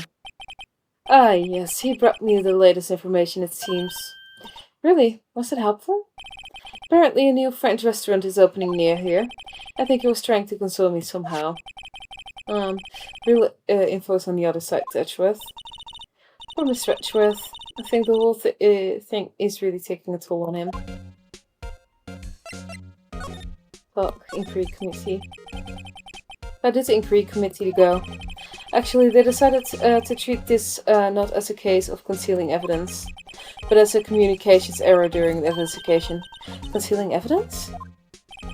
Yes, apparently there are some who believe that I concealed evidence. They gave me a warning. You were lucky this time. Again. Again? I've heard of them say that so many times. Ever since that case 2 years ago. Are you okay for try tomorrow? Well, I'm still the presiding prosecuting attorney, however. Something happened? You gave control of the investigation over to the police department. Police department? Yes, any further investigation for this case will be directed by the Chief of Police Gant. I can do nothing but wait for his results. I see. Why ask you why? All along I've done only what I believe is right. I have nothing to be ashamed of. But still. Well, I've never seen him this out of sorts. Because he let his walls down around you because he likes you. Let's present him something. So much evidence. Holy crap. Let's present that to him. Oh, right. I'd better check this now. As I was saying, What's this? A record of ID card usage? At Edgeworth, you went into the evidence room that day, didn't you? Just before the incident occurred, no less. Yes, that's true. Why, Mr. Edgeworth? Please don't look at me like that. I was asked to go, by Chief Gant, no less. The Chief of Police? I wanted evidence for a case that wrapped up half a year ago. He told me he wanted to keep it here in the prosecutor's office. This was solved, right? It would have to be if the evidence was already filed. Chief is never one to explain himself. In any case, on the day of the stabbings, I brought this back here. Can I ask what the case it was? I can't say. It really has nothing to do with the current case.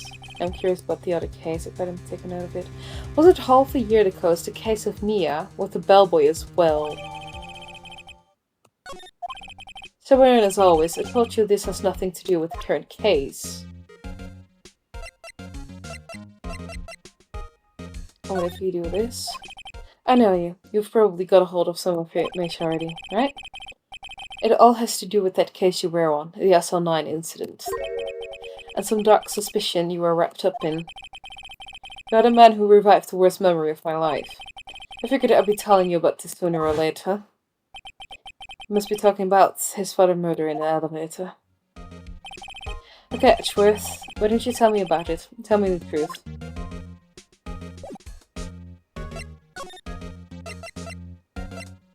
I get you the forgery. SL9 incident was a heinous serial killing case. The head of the investigation was the deputy chief of police at the time, Damon Gant. That's why old Kut was involved in the case 2 years ago, Udan. He was a top officer, and it was my first time working with him. I was nervous. Oh, you get nervous too, Mr. Edgeworth? What I want to know is why a deputy officer... yeah. The truth, I used slightly more extreme methods than normal. We were dealing with a vicious murderer. If I let him go, the blood would be on my hands. We won our guilty verdict, and the killer was executed. But you didn't. Of course not. Didn't touch the evidence. Yes, I will do anything in my power to win a trial. However, I do have a code, and I follow it faithfully. By the way, Emma, the chief prosecutor wanted to know something. My sister? What? If you were still studying forensic evidence? Yes, of course. Why, just today Mr. Wright and I were just using this. Luminal testing fluid. Well then, you might have use for this. Aluminum powder for taking fingerprints. It's being chemically treated for better adhesion. For me? Are you sure? We are the enemy, you know.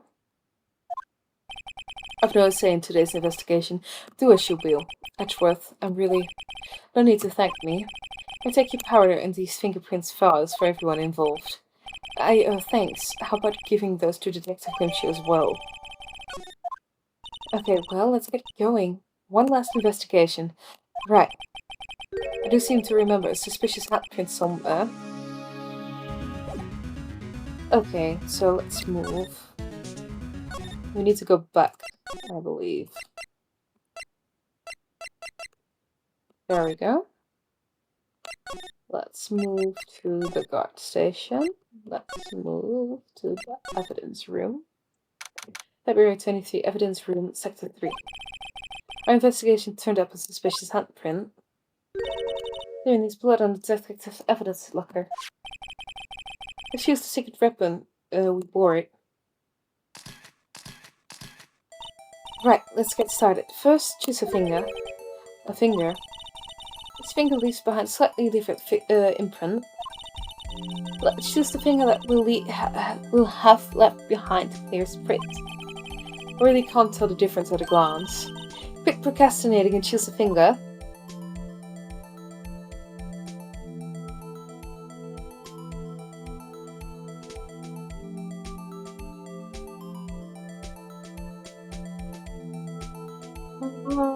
This one has the least blood, so least amount of smudging.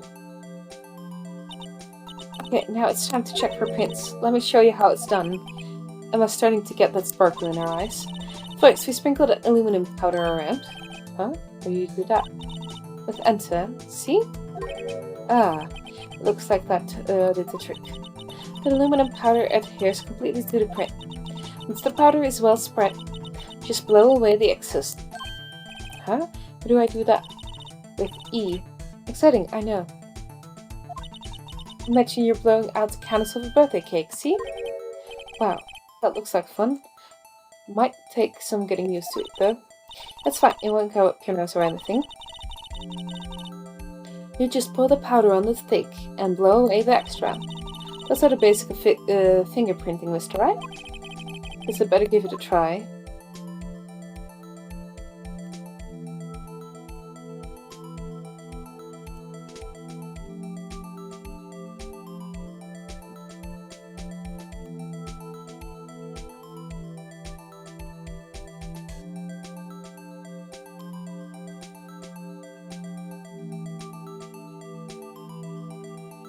I'm throwing it on thick if you can't see.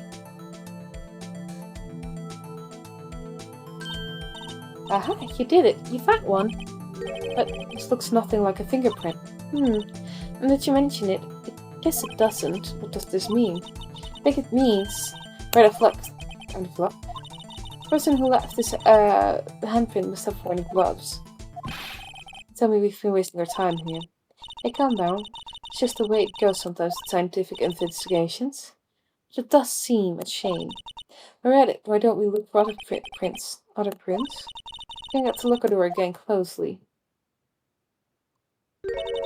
Seems like there are fingerprints outside the blood handprint as well.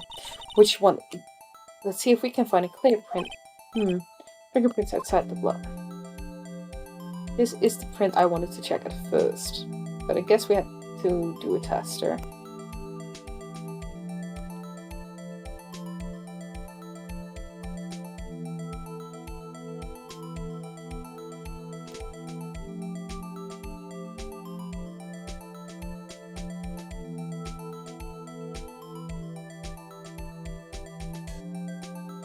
I'm just spamming. Ooh, okay. I need more here.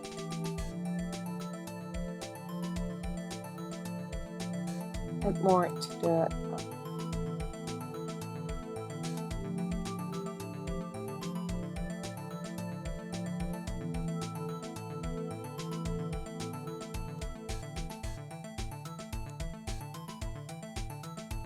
for enough dusting, I guess. Let's blow. Yay! A print so clear it's dazzling. Dazzling? Anyway, this print took a lot of effort to find. Let's match it up right away. We're not done yet, this is quite a process. But there's no point in finding a fingerprint and not knowing who the owner is, right? Guess she's right. Look at the fingerprint that we got from Miss Ratchworth. I'll point out the person who you think left these prints. Huh? Am I supposed to know who it was? I could make a pretty good guess. The bloody handprint and the fingerprints are in different places, right? That means that the prints probably don't have anything to do with our case. So whose fingerprints would most likely find on the evidence rocker?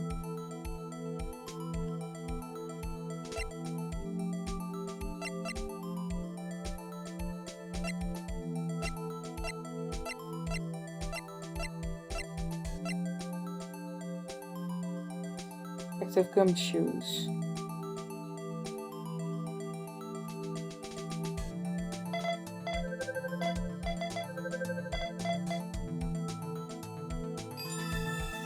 Match found. Perfect. Aha! These prints belong to Detective Gumshoe. Something wrong, that's right? You gave me this so what look. I guess that's probably because I was thinking so what. Okay, so we came up with nothing this time, but there's always next time. Sometimes you hit, sometimes you miss. You gotta roll with the punches, Mr. Wright. Thanks for the sympathy. Wait, if I remember correctly, there's one other handprint in this room. Let's check it out.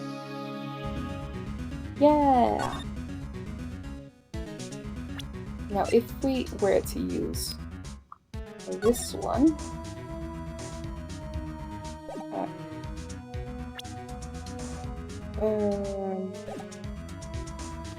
Salmon. I want to check it is. This is why we got the luminal flute reaction, right? Right, There was a handprint here. Okay, want to try using this? There go the ice thing again. Let's check for handprints again. Okay, let's check for prints. That's the spirit. Oh, but I have to warn you about something first. What? The area with the blood was wiped away, right? We only ended up fighting using chemical means. Any prints in that area will have been wiped away too. Oh, right. That means no prints. Would you say the probability of your hypothesis is high? Don't ask me. Anyway, we must try to find prints that weren't wiped away. Prints other than the ones left by the bloody hand.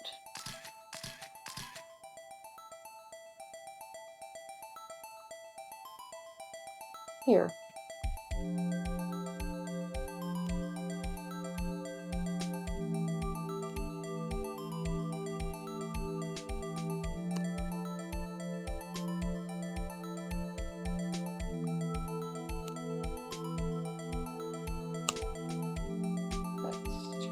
This, that blow some away. Ooh, we found something. Gave it my best shot. That kind of result won't be any good for matching prints, will it? But it doesn't look like we'll get any clearer results from this print. Okay, let's try a different finger then.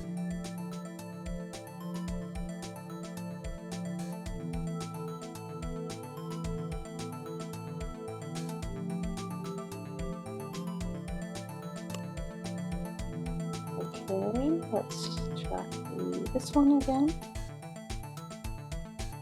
Same issue here. Lay it on thick. Look at that, okay. We need a clear result. Right.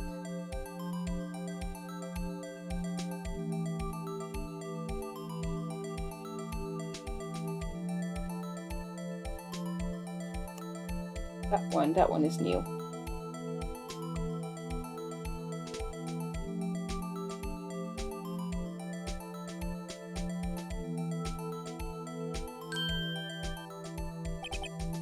Gave him another shot. That kind of result.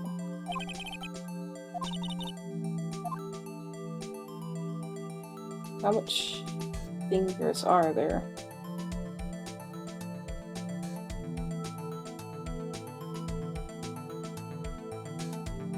These have been wiped away for sure.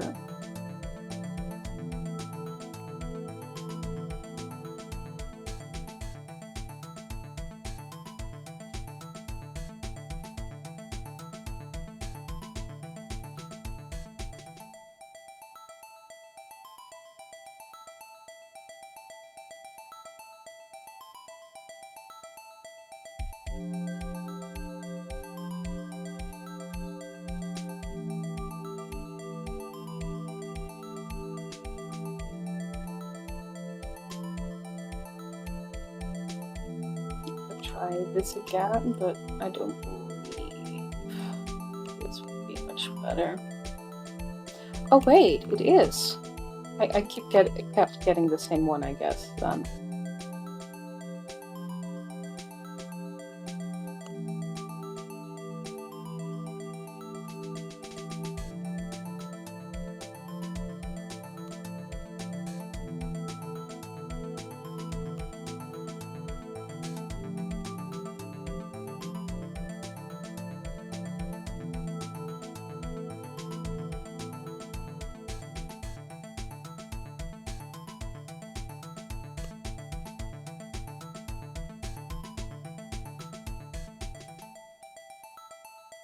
That's a big finger.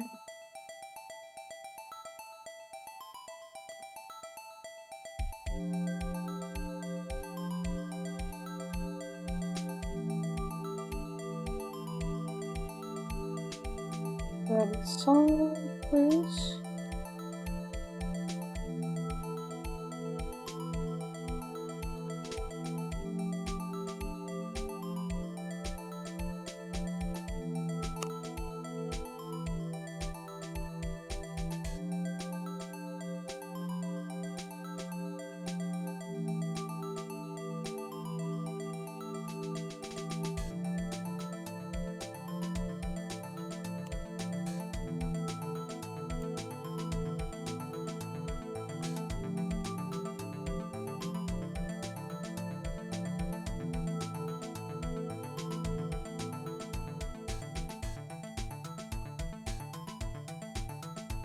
There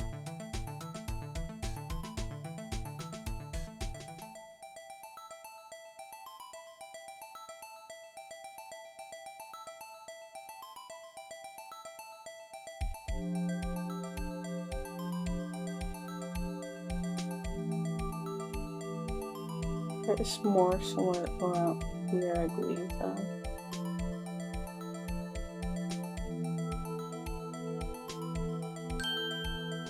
Okay. It's not that one.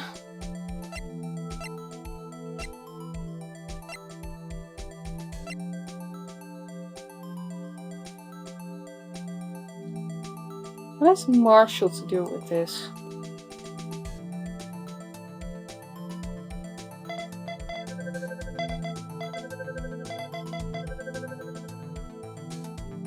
Why was Marshall's bloody handprint there? Are these fingerprints, What's are they? Whose? Is it someone I know? It's Officer Marshall. Huh? Officer Jack Marshall? It's got to be a coincidence. He's not involved in the crime. Emma. This is decidedly different from Detective Gumshoe's prints. The luminol reaction.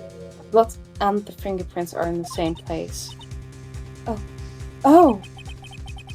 I have Jack Marshall's fingerprints. On a wiped blood stain.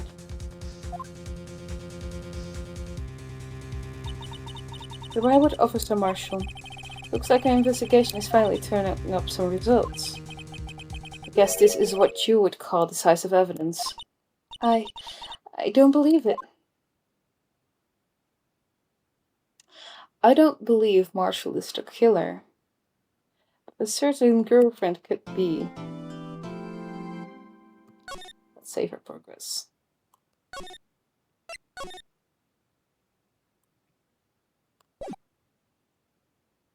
Currently on May 3 already. February 24, 9:41 AM. District Court Defendant Lobby number 2. So, what do you think, Mr. Wright? I think the prosecution is as confused as we are. After all, the victim was murdered in 2 different places at the same time. And a different suspect was arrested at each of the crime scenes. Lana! Good morning, Mr. Wright. I apologize for yesterday. I was indisposed. I hope they didn't hold you for too long for questioning. We just finished, actually. I'm used to all-nighters, though. So, how did it go? It's as Mr. Wright suspects. The police are clueless. I figured as much, so I struck a plea bargain. A plea bargain? What do you mean by that? We agreed if I told them the truth behind this simultaneous murder, they wouldn't seek capital punishment. That's what I mean, Captain. But Lana, don't tell me you... Much to my regret, I'm as much in the dark about this as they are. Miss Sky. We found trace evidence of a certain person in the police department's evidence room. They belong to Officer Jack Marshall. What kind of trace evidence? Blood-stained fingerprints, to be exact. That's the trump card I have up my sleeve today. You do understand what this means, don't you? In order to defend the sister, you're going to accuse Mr. Marshall? I have to play the cards we're dealt. Isn't that right, Miss Sky? Do what you have to do, Mr. Wright. February 24th, 10 AM, District Court, Courtroom number 9. Court is now in session for the trial of Miss Lana Sky. The defense is ready, Your Honor. The prosecution is... I'm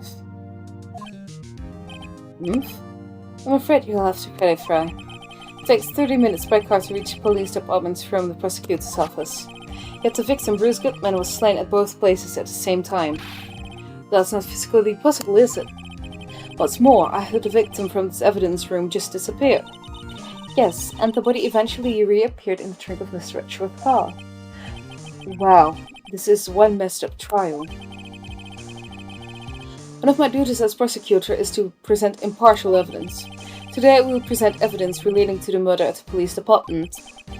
In so doing, I believe the way in which we should proceed will reveal itself. And that's what sets Mr. Edgeworth apart. He sounds so on top of things. He's absolutely clueless that's what's going on. Even though he doesn't know what's going on himself. And that's supposed to be an admirable trait. Very well. Let the trial resume. On the day of the crime, what exactly transpired at the police department? Mr. Edgeworth, you may call your first witness on the day of the day to the stand. First witness, prosecution calls the suspect of the murder that occurred at the police department. The suspect? You mean the so-called murderer? Oh boy. Things are getting wild from the get-go. This case is completely so strange.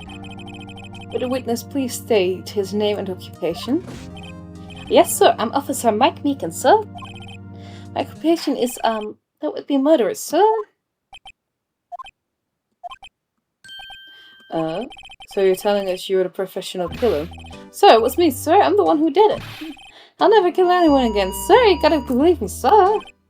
Yeah, actually, what we'd like to hear from you is, sir, how what you would call part of the younger generation, sir? A person whose actions adults can't possibly comprehend. Please, Mr. Edgeworth, sir, help me, sir. Officer Meekins. Yes, sir? If it's your report of the crime, consider that an order. Yes, sir, as you wish. Well, I'm a part of the generation that must hold for what to do, sir. You can't fault him for a lack of enthusiasm.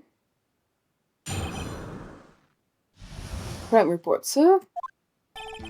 Although it's not my normal duty, I was assigned to guard the evidence room that day. Spotted a suspicious man on the security screen and rushed into the room. I was only doing what I was trained to do, sir. I was suddenly attacked. I fought for my life, then I did it. After that, I passed out until another officer smacked me awake. That is strange, though. So the victim, Detective Goodman, attacked you. Do unto the others before they do unto you. That's what the Meekins family's motto, sir. I see. Then you fainted and a colleague helped you regain consciousness. Yes, sir. He nicked me upside the head, sir. Very well. The defense may begin its cross-examination. What I need here is more info to work with.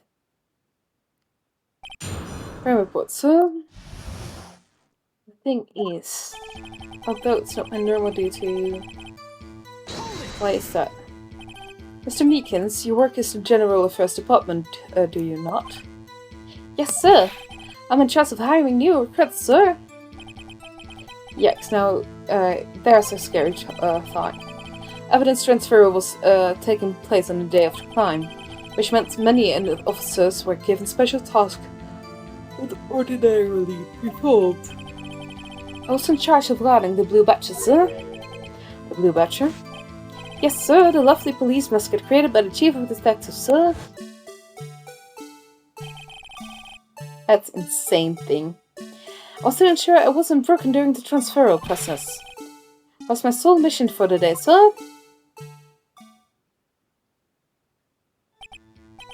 I see. Sounds like a very important mission. As the reward ceremony finished that day, there were so many people running around that I relocated the Blue Badger to the evidence room. Oh.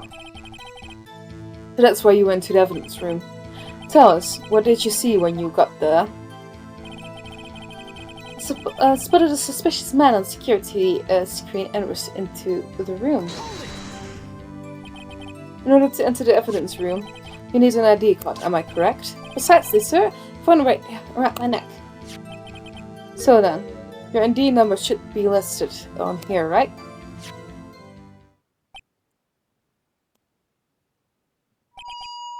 Alright, it's found it. This is the one right here. Could you please read us the number? Yes, sir. It's 4989596. That's my number, sir. I see. Huh? But the number 5989596 is being used twice. Please explain, witness. It's no real mystery, sir. First time when I relocated the Blue Badger to the evidence room, and the second time was when I went to get him after everything settled down. I see. So it was during the second time when? Yes, sir, that's when I spotted the man on the security screen.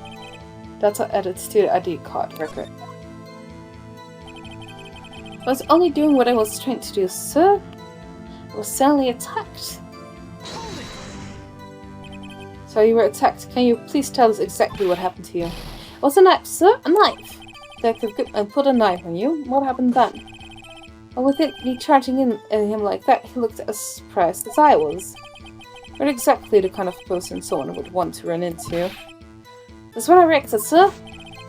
Swing my hips like an octopus, struggling to detain him.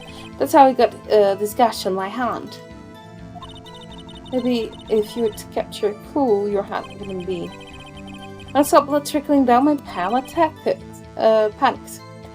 I grabbed the man by its collar. Then I did it. How did you do it? What exactly do you mean when you say you did it? No, I don't look like a tap, but I'm really into kind of full films, sir.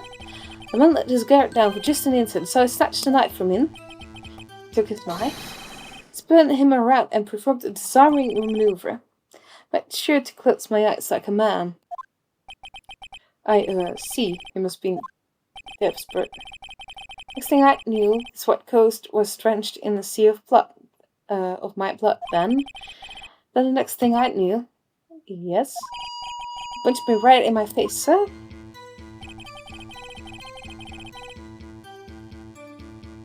Officer smacked you awake. But what time did you regain consciousness? No offense, sir, but how am I supposed to know that? I was unconscious. Oh, right. According to the report from the officer that woke up the witness, it was about 5:30. Hit me right in the head, too.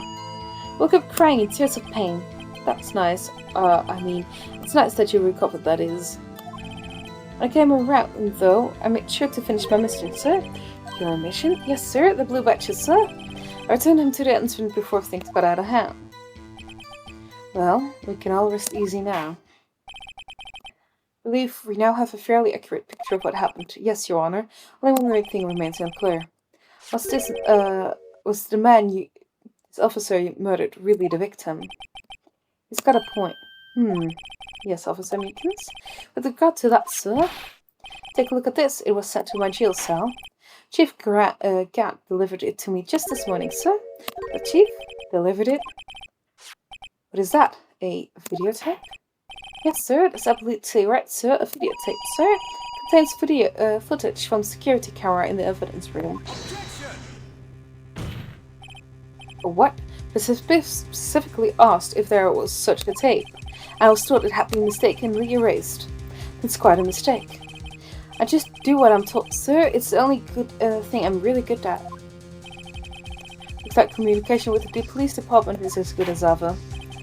Well then, let's have a look. Shows the video of you murdering the victim. Oh, please stop using what murder, sir? I'm not a murderer. Video for real murder. This is what are we getting ourselves into?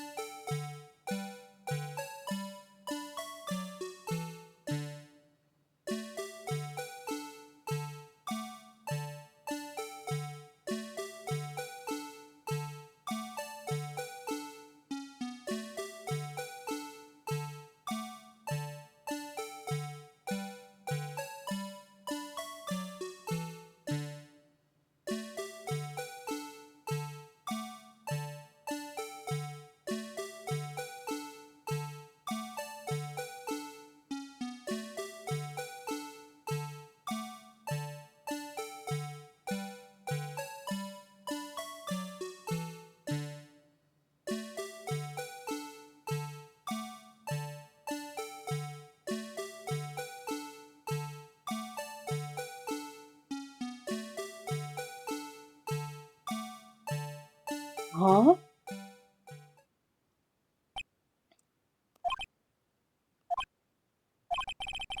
I believe we're all thinking the same thing. How can we deal with these unsettling feelings stirred within us? What the hell was that wriggling piece of plywood? So that is the pride and joy of the entire criminal affair at Scotland, sir? It's a blue badge, sir? Why am I not surprised this isn't going smoothly? Yes, well, anyway, this step seems to prove that the witness did indeed encounter, someone in the evidence room and sort of, activity took place. Your Honor, instead of relying on clearly incomplete footage, the witness testimony will suffice. Is that alright with you, Officer Meekins? Yes, sir, as you wish, sir. Mystery. Finally, a testimony that's completely truthful. His face can't be clearly seen in the video, but there's no question that the other person was Detective Goodman, sir. I mean, he opened the locker with the required Detective Goodman's fingerprint to do. The locker he opened is unquestionably Detective Goodman's locker, sir. So it must be him. No one else could have unlocked it. What's this about a fingerprint? Each detective has been given a locker equipped with a fingerprint-activated lock. These locks ensure that each locker can only be opened by the detective it belongs to. Intriguing. That would mean the victim at the crime scene would have to have been Detective Goodman. Very well. The defense may begin its cross-examination. I don't know where this cross-examination will lead, but everything begins with contradictions. That's where I have to start. Mystery Man. His face can be clearly seen in the video. No, we're aware of this fact. There is no question that the other person was Detective Goodman, sir. I mean, he opened the locker with the required fingerprint to do so. How do you know that information? I've heard rumors, sir, from the people in the know, sir. People in the know? The workers in the department cafeteria, sir. They keep me informed. They also listen to my romantic troubles, sir. For the record, the opened locker did indeed belong to Detective Goodman. I verified this information through a more reliable source. The victim opened the locker with his own fingerprint. It must be him. No one else could have unlocked him. I see no contradiction in it.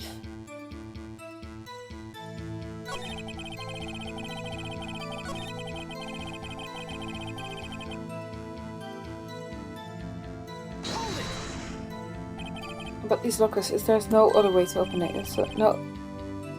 There? I myself tried all the kinds of methods in the past. They only respond to registered fingerprints, sir? I don't know what kind of methods they tried. So man opened the locker's lock, which only responds to its registered fingerprints, and he must be the person the locker was assigned to. Exactly my point. 2, 3.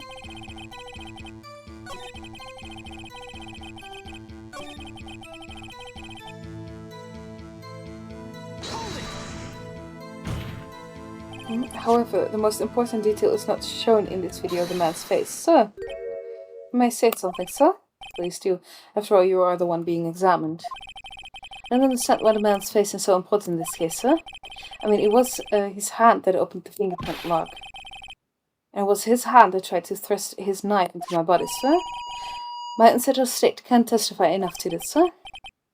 Yes, you have a point. The footage doesn't lie. That is, unless the defense can find a problem with it. Mr. Wright, let's check the court record again. There's a problem with the security. Well, there is a problem. Regarding the video contained on this tape, there is one thing in particular that seems rather strange. Strange? This contradiction leads to the possibility that the man may not have been Detective Goodman. What? This video contains such a contradiction? Interesting. Your Honor, I have a proposal. Yes, Mr. Edgeworth. I propose we have the defense point out to us this alleged contradiction in the video. Would want me to point it out. Very well. Proposal accepted. Let us further inspect this piece of evidence. I will not play the security tape. Mr. Wright, please show us the contradiction you speak of. Okay, the first time I've ever had to deal with that. You can do it in Wright. It's set up so you can fast forward, rewind, or pause the video. Just take a good look and be sure to point out the right thing. Please don't play it too many times. I can't stand watching this video. How does the guy ever become a police officer? That's what I wonder. Now then, Mr. Wright, please enlighten us. Where's the contradiction that indicates the man may not be a stupid man?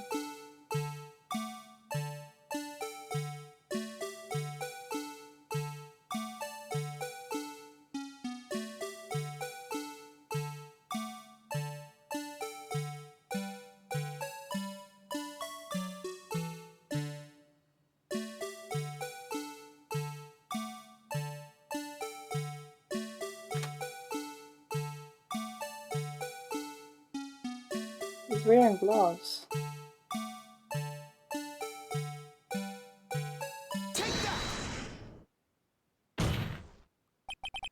Thing is, that's strange about this video would have to be this. Hold on a second, I need to use my eye drops. Oh, don't get it. Would you mind if I borrowed your eye medicine?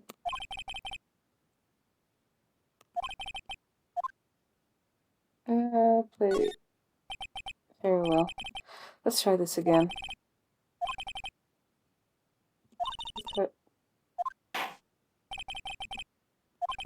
Mr. Wright, please show us this contradiction speak of.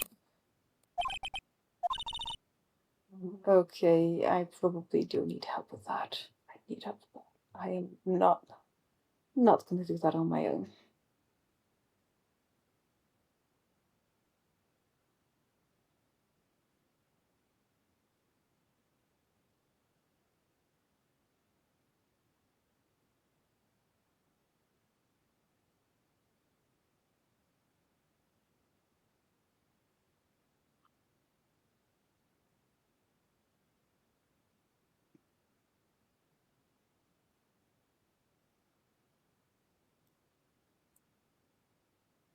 Okay.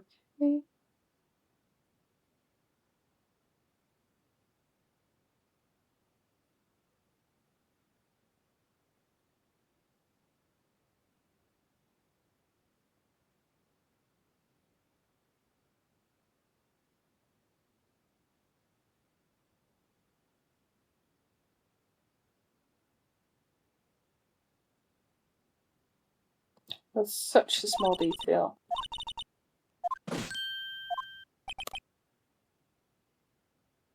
Oh, my phone is getting dark again.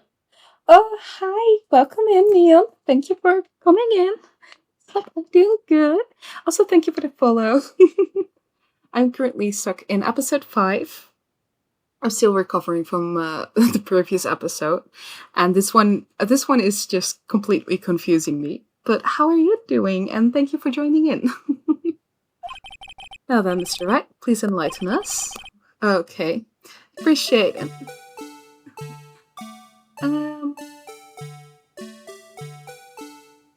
Oh yeah, now I do see it.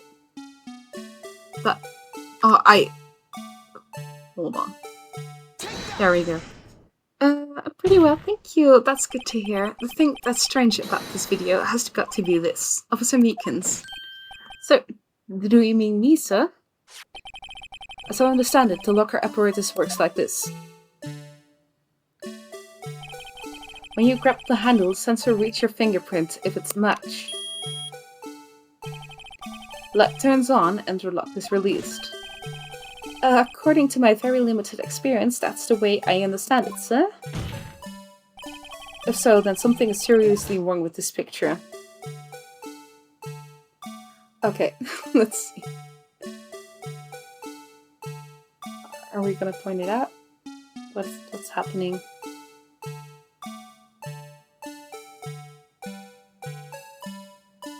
Do we need to do anything? You from the Netherlands? I am. When the victim reached for the handle to open the locker. Are you as well? Did we find another Dutchie? Glad to hear that. You're another Dutchie? Now I'm from the S. Ah, I see. I was wondering all of a sudden, since you knew that I was from the Netherlands, but I gave it away.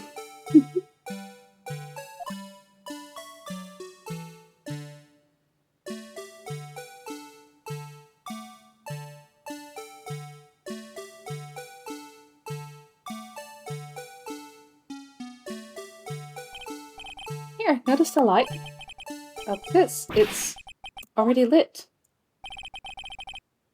Exactly my point, Your Honor. The lock was already open before the victim grabbed the handle.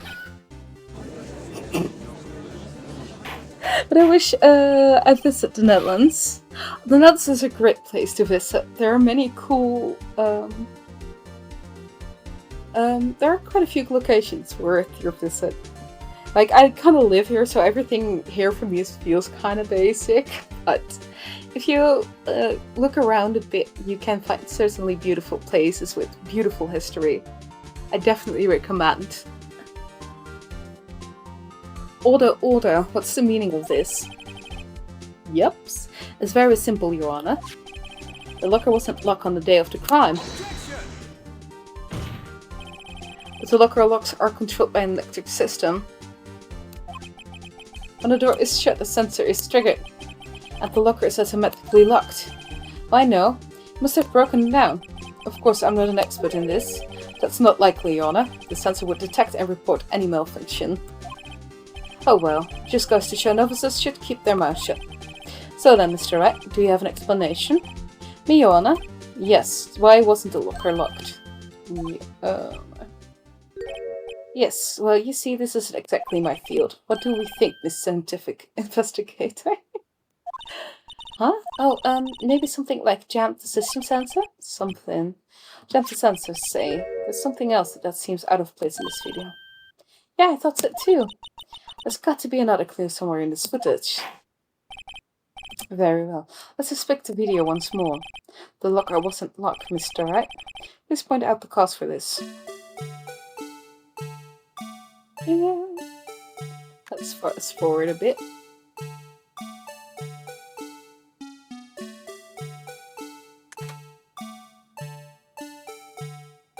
That should be this. Please watch closely. This is the continuation of the part I showed you earlier. You're a chubby girl. I'm proud of my chubbiness. To be fair, I do hide most of my body under clothing, so you can't really see anything. What's this? Something, what, fell out of the locker? So, it has been my experience that things fall out when the doors are opened. They fall out and roll a great distance when I exit my door. You can't be sure that item was completely inside the locker to begin with. I like chubby. Beware, I do have a girlfriend.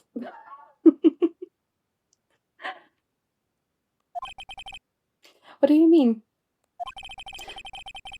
But I'm so slim. Oh no. To be fair, they both have their upsides and downsides. What if something was inserted, say, between the sensor and the door? Inserted? Why do we keep repeating the same thing over and over again? Yeah. This trial is going down the list of being my favorite, I fear. This is the white thing that wasn't inside the locker. I was stuck between the door and the sensor. I understand now, sir. It's just like my tie. Well, I'm a girl. I'm sorry. I'm so sorry. Okay, I will explain why I reacted this way. I have had creeps in my stream before that pointed out specifically my body. You might be a boy. I'm sorry. I'm so sorry. I've had creeps in my stream before who specifically pointed out that I was well-rounded and chubby. So I was a bit on edge when my body was pointed out again. Considering that No, it's okay. Basically, I had once before. This is a little inside joke nowadays on the stream. But I've had a guy go into my stream one day, and the first thing he said, because I was working on a cosplay, was like, "Nice ass." I just kept talking about my body, and it became like really uncomfortable to stream. And he kept asking me to like Jimmy style, so I got you. Thank you. Oh. But yeah, it's getting hot here. But yeah, that's why I got on Edge, because I've had people like that before who pointed out my body. I've also had that on Instagram on my cosplay account. I've had that before where people pointed at my body because yeah. Sorry if you mind it. I no longer mind it. It's good, girl. I was just okay, we're talking suddenly about my body now. I'm not sure how to react. I'm not sure what intentions were in mind. It's fine. Oh.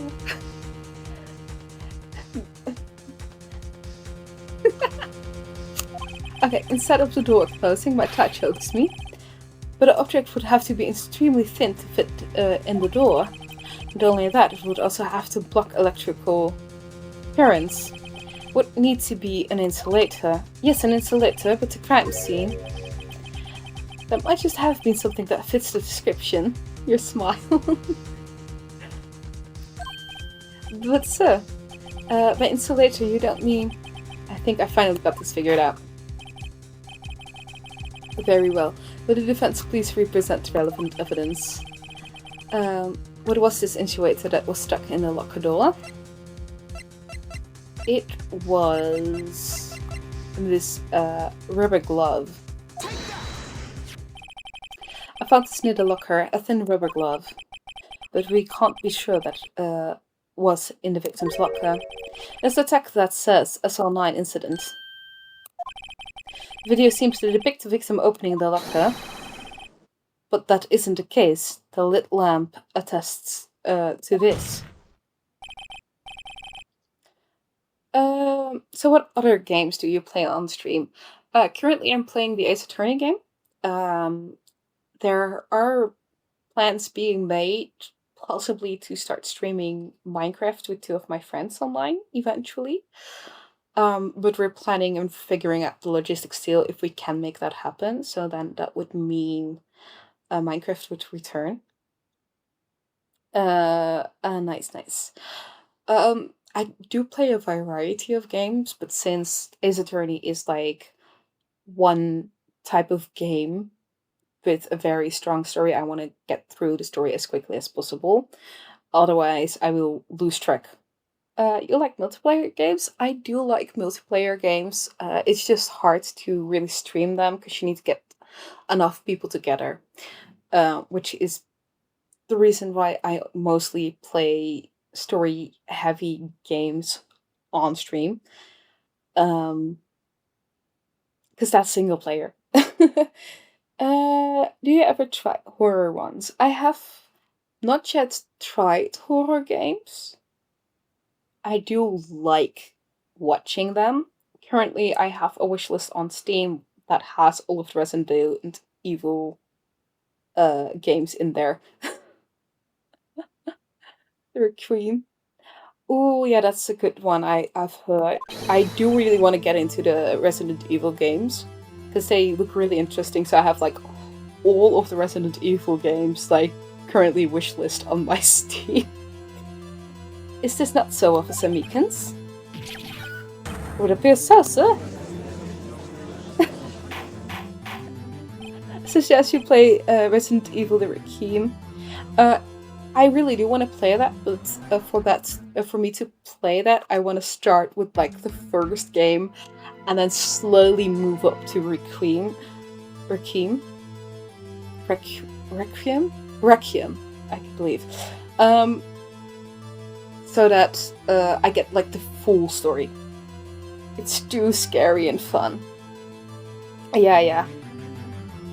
Um, so I want to start with the first game and then move up to get all the storyline. I am very a story-based player. I have played, if they call it horror, I don't really call it horror. The Last of Us 1, it was a great game and I loved it. And I still need to play 2 sometime. But the game on laptop is quite expensive, and back then I had a PlayStation 3 and I sold it off because I didn't really play on it because I didn't like the mechanics. But I did finish Resident Evil on the PlayStation. No, not Resident Evil, The Last of Us on the PlayStation. I really did enjoy that, but I wouldn't really consider it horror. It was more a like adventure. So I might definitely get into Resident Evil soon. But since everyone voted for Ace Attorney in my Discord, Ace Attorney is up next. Because once I'm done playing a game on stream, I always hold a game vote in my Discord where you can vote for what game I play next. Usually it is a game that I already have in my gallery. Since I have quite a few games in my gallery already, and for Resident Evil, I'm waiting for them to be discounted for me to add some of them to my gallery, which is probably going to be around October when they will be discounted, so that's probably when I will add the game to my gallery. Yep.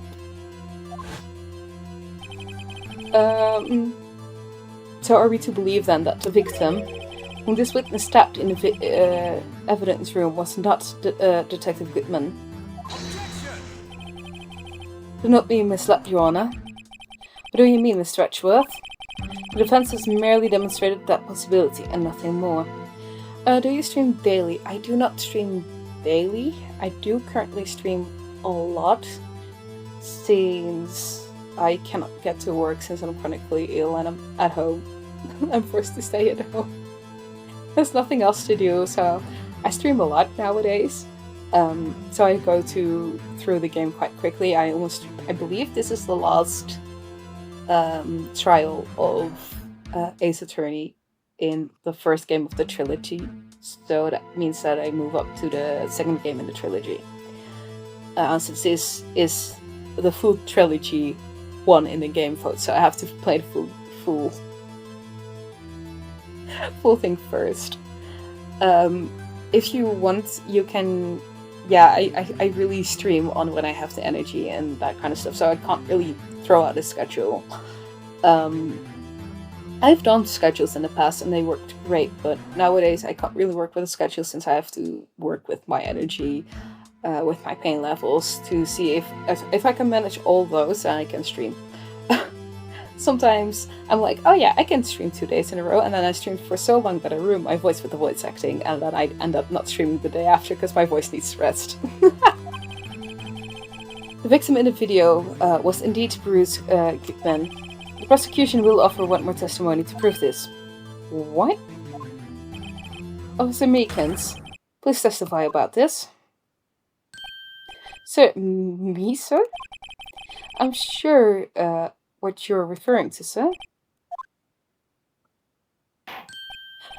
Oh, you mean that, sir? Of course, sir.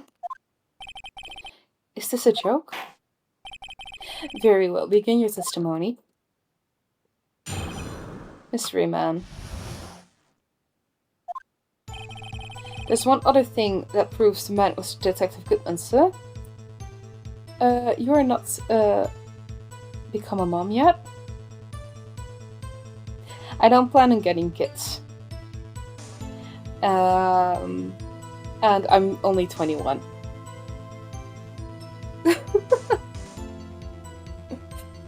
Besides, my girlfriend also doesn't want kids, so we're gonna stay child-free. To enter the evidence room, one must use their ID card. An ID card is used as a record of it. At the time of the crime, the detective has used his card. An ID card record, I see. I have the ID card record right here, Your Honor. Yeah, you are too young for this. Yeah. I am aware I look old. Thanks. Well, I do act old as well. And the chronic illness isn't helping.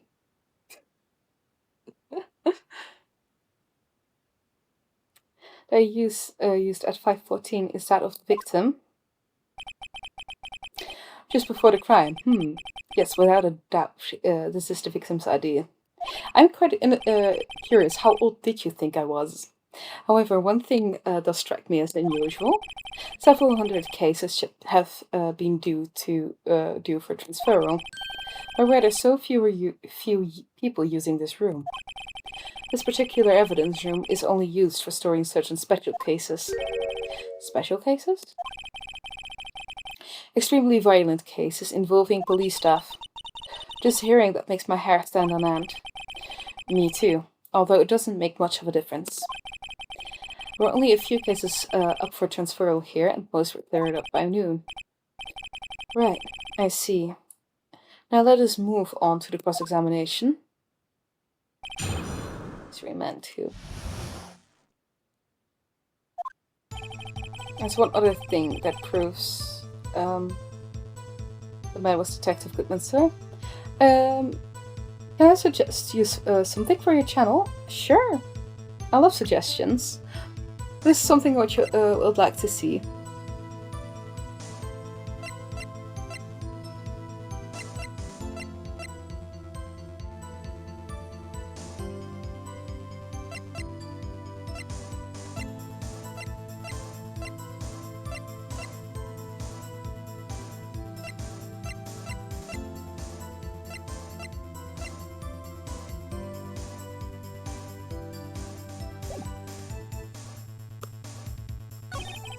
The evidence, you must use their ID card. I have some ideas in my mind for you to customize.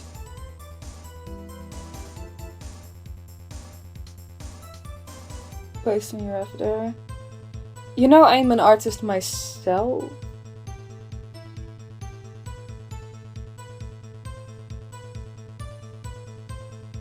But the avatar is also for your matching emotes. My matching emotes are my cat Pitu, which is my mascot, and my avatar is my profile picture, which is how I drew myself a few years ago. I'm also a freelance animator. Yeah, if I do add emotes or anything of the sort, I usually do draw them myself.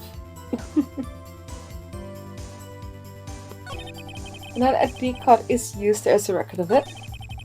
Would you like to see my Insta or website? No, thanks. I'm not interested in your services.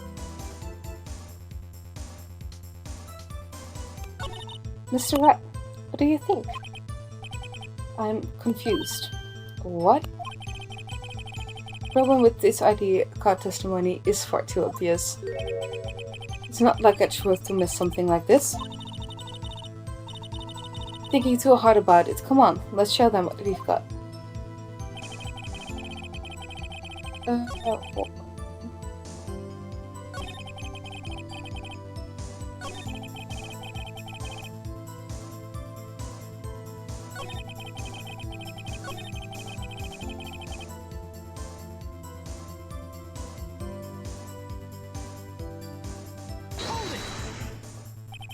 Is that card hanging from your neck one of these ID cards? Yes, sir. This card right next to it, sir. Keep it here so I won't ever forget it. But what if someone were to steal it from you, keeping it out in the open like that? Maybe I should wear it around my neck. Remember when I said 2 out of 3 times my tie gets stuck when I get out of my car? Well, the remaining time is my ID card that gets stuck. Instead of the door closing, my ID card chokes me.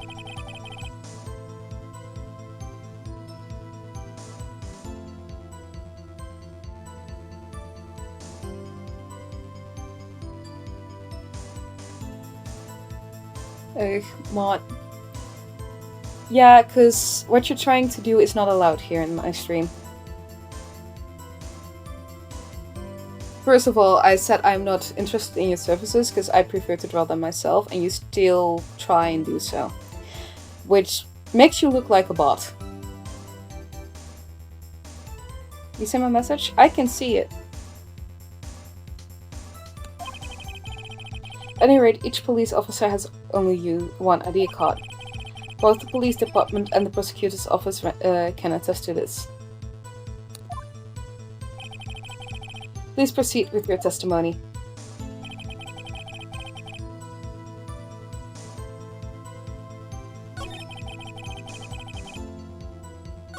Makes you look like one.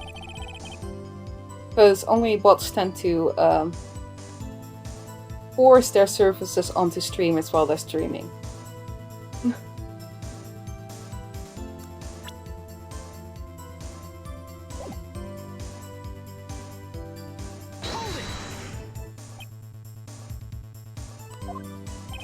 Yes, sir. Hi! Welcome in, Phoenix, Wright. I have my official Instagram and website. I am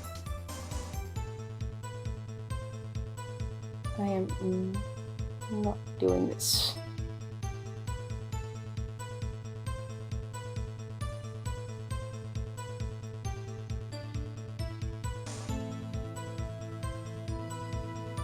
Welcome in, Phoenix, right? I guess I'm playing your game now. My head wasn't wrapped in bandages. I'd even give the V for victory sign, sir. Okay, let's hear him out fully. Okay.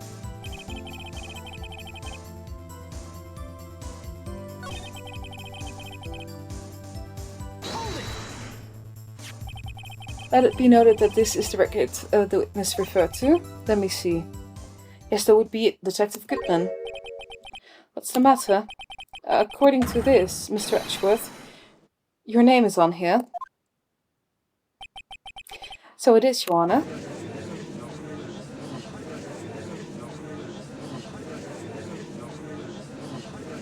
See, behind the prosecutor, you could hardly spell me. Is that the man in the blue, the murderer? Don't stare at him. You've got the wrong color kit. It would seem. The Inquiry Committee will want to speak with you again today. I have nothing to be ashamed of regarding my action or their consequences.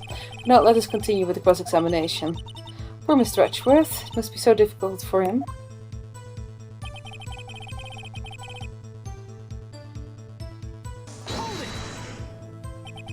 Earlier, I believe you testified that when you asked the man to show his ID card, he pulled a knife on you. Yes, sir, he didn't show me any ID card, sir. Don't you think that's odd? I mean, if he had his ID card, all he had to do was show it to you. There wouldn't be any reason to draw a knife. Maybe he just panicked. Everything stems from contradictions. Let's point them out. Mr. Rapp, what do you think? I'm confused. That's a good one. What? The problem with this ID card testimony is far too obvious. It's not like Edgeworth to miss something like this. Thinking too hard about it. Come on, let's show them what we've got.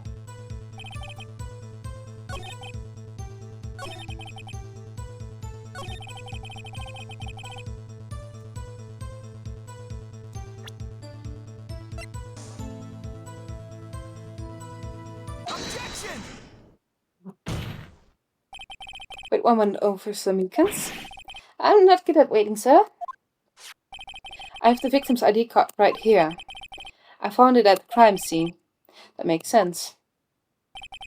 When I say crime scene, I'm not referring to the evidence room at the police department. I mean the other crime scene. The underground parking lot at the prosecutor's office. Your Honor, I have one more piece of evidence to present. There's a very important clue regarding the victim's ID card. A lost item report? It's only half completed. But it shows that Detective Goodman has lost something on the day of the crime. Something important enough to fill out his report. Let me guess, you believe this is something to be his ID card, right? Can't say for sure, but there is a high probability. On the day of the crime, Detective Goodman was not carrying his card. Order, order. So now, what does this all mean? It can only mean one thing. It doesn't even require much thought. Man Officer Meekins encountered in the evidence room was not Detective Goodman, but rather the man who stole his ID card. which is something I thought already. Order, order, order. Does the prosecution have a response? I have only one thing to say to the defense. Bravo, Mr. Wright. Bravo. Allow me to summarize the defense argument. At 5:15 p.m. on the day of the crime, the man in the evidence room Officer Meekins encountered was not Detective Goodman. There are two grounds to support this. First, the locker in the evidence room was already unlocked. Second, the victim lost his ID card. Am I correct so far, Mr. Wright? Yes, what he's up to. That being the case, we must inevitably arrive at the same conclusion. If the victim in this video is a fake, then the murderer in the evidence room is also fake. In other words, the security camera does not show the instant of the murder. That is... well, I guess that's right. Is something wrong, Mr. Wright? Only moments ago you seemed content to pointing your finger around. This isn't going to end well. They're going to pin it on Sky. Well, it seems you finally realized exactly what you've gone to such lengths to prove. Explain yourself, Mr. Ashford. The defense has already done the explaining for me. The victim in this video is a fake, which means a murder did not take place. The police department at 5:15 on the day of the crime. So the real crime could only take place at one location, the underground parking lot. At the prosecutor's office, the murderer being Miss Alana Sky, the defendant. The evidence is compelling. A trustworthy witness observed the moment the defendant used the murder weapon. There's only one way we could point out. This is only one way we could find it. I knew that testimony was way too shabby. It was all a trap from the beginning. The activity in the evidence room still leaves many questions unanswered. What exactly was the victim Officer Meekins encountered?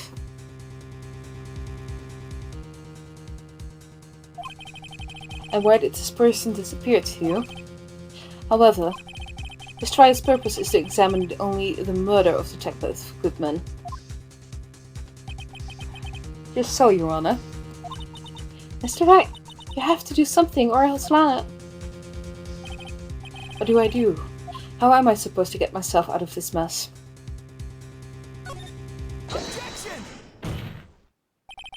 One moment, Your Honor. But now, Mr. Wright, don't tell me you're objecting to what you've just proven. Of course not. But I almost walked right into the prosecution's trap. What are you talking about? This cross-examination has proven one thing and one thing only. Security video did not show the actual murder.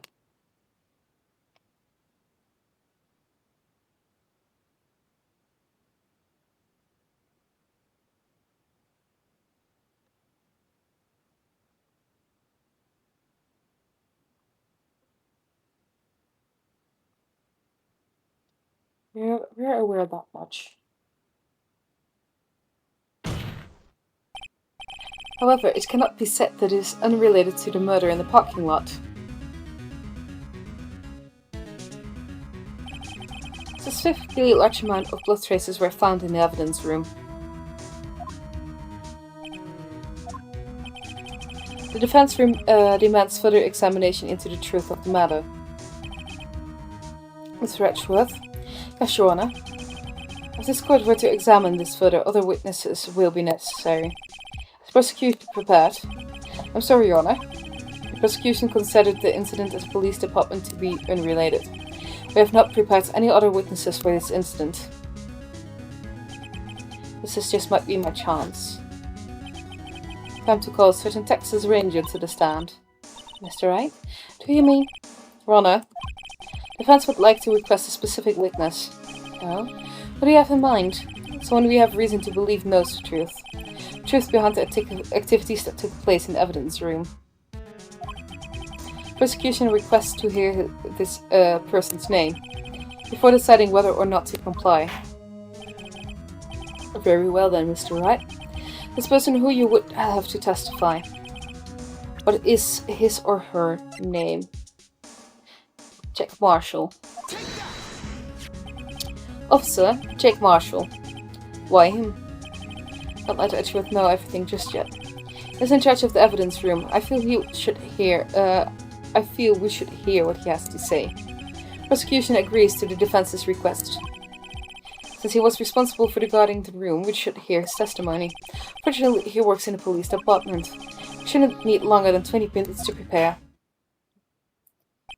Very well. The court will take 30-minute recess while the witness is subpoenaed. Will the prosecution please prepare this witness during this time? We will, Your Honor. Court is now in recess. Alright. February 24th, 11:32 a.m. District Court Defendant Lobby number 2.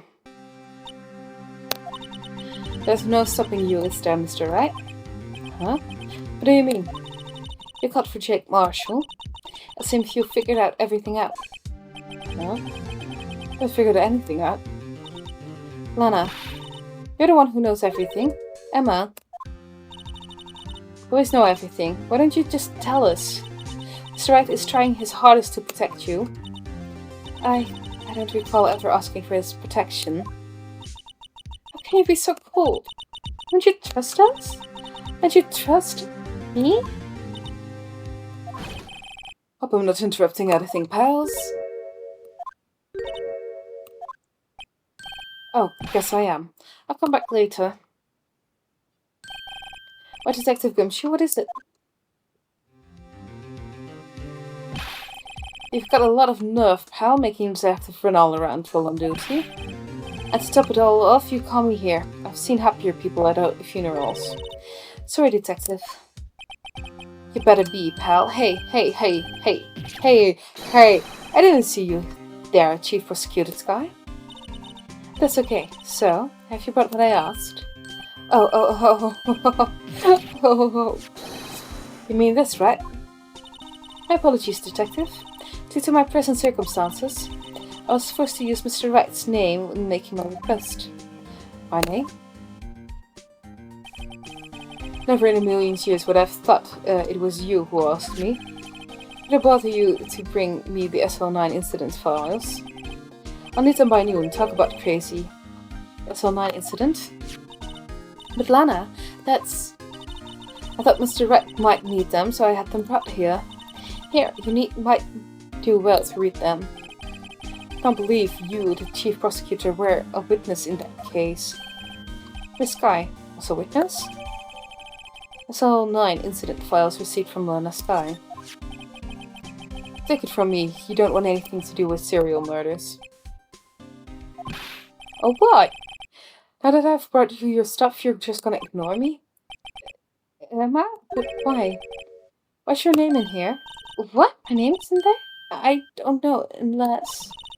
No, it couldn't be. Lana! This SL9 incident, is that... That's the classification number the police filed it under. 2 years ago, the rest of the world knew it as the Joe Dark killings. The Joe Dark? No, Lana.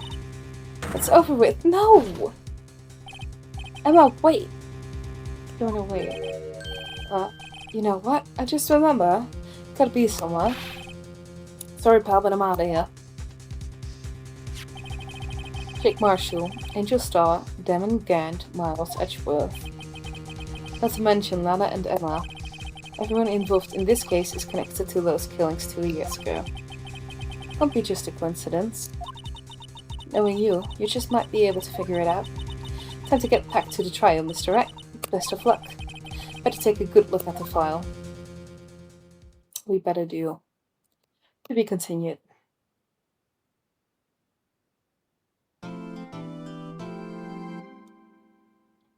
At this point. Yes.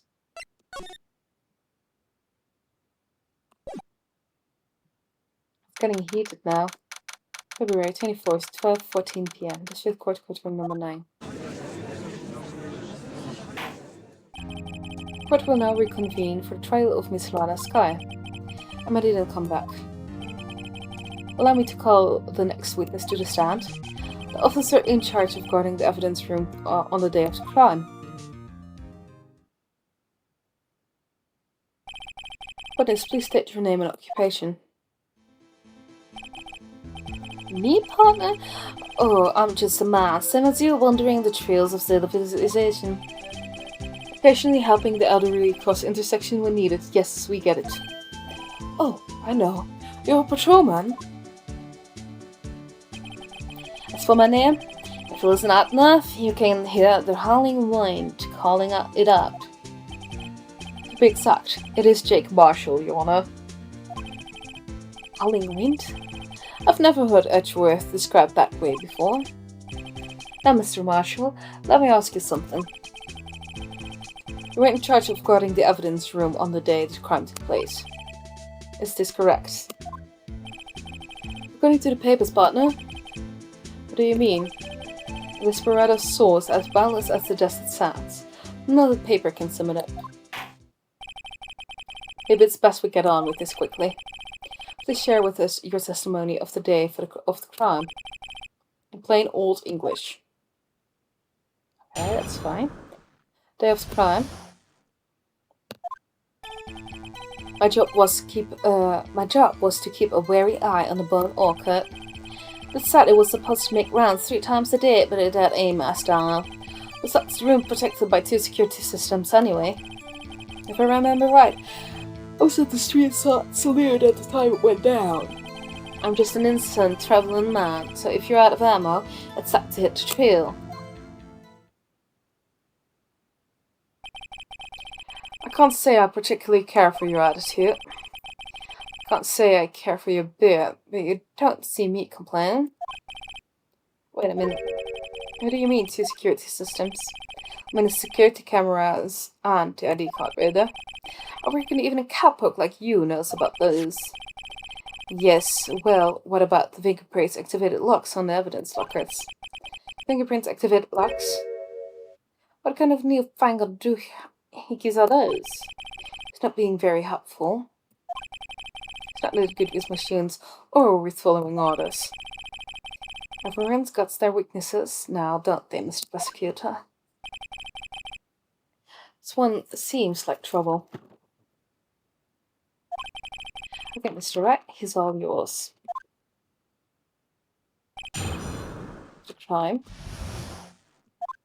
The job was to keep a wary eye on that bone orchid. Oh, why didn't you? How exactly did you keep an eye on the evidence room? Just make sure nothing moved in the security camera monitor. That room is so still. Even the time dies in there.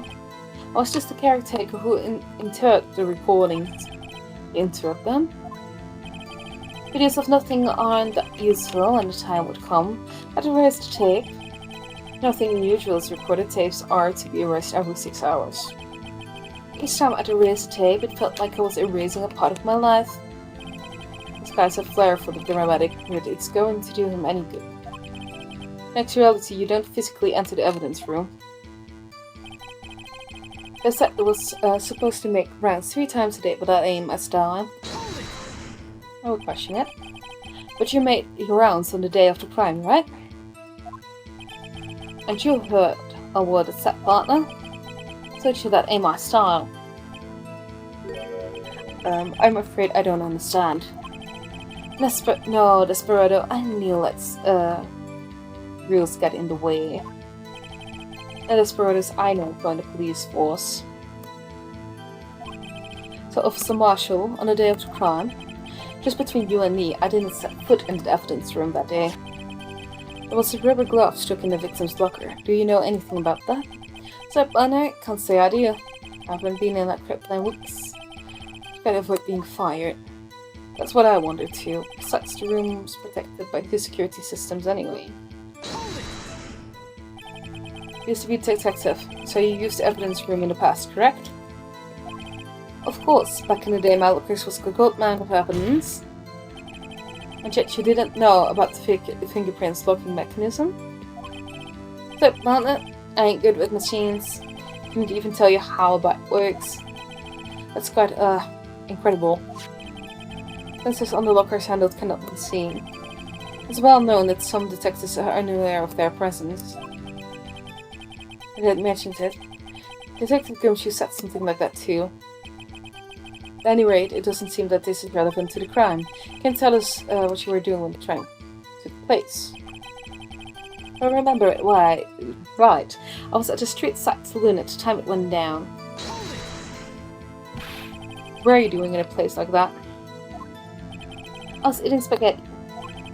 And even an angel's steak lunches can't beat that Pulse von sepia pasta. Do you mean to tell us you abandoned your police duties to eat some noodles? I hear so.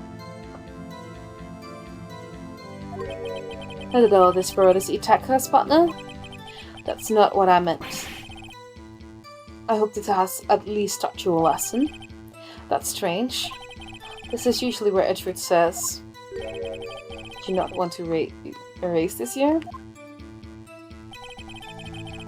Just, out of ammo. Out of ammo, Officer Marshall. That's red banner, or as you would call it, evidence. If you plan to pin me to this crime, then you better draw. Otherwise, you're just wasting my time. A steel horse ain't waiting to carry me back to the west, into the sunset.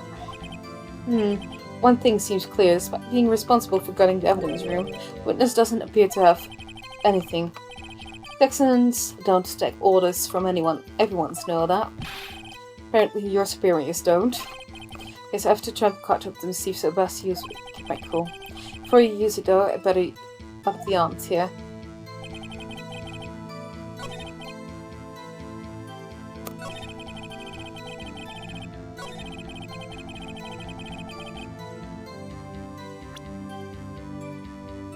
Time to throw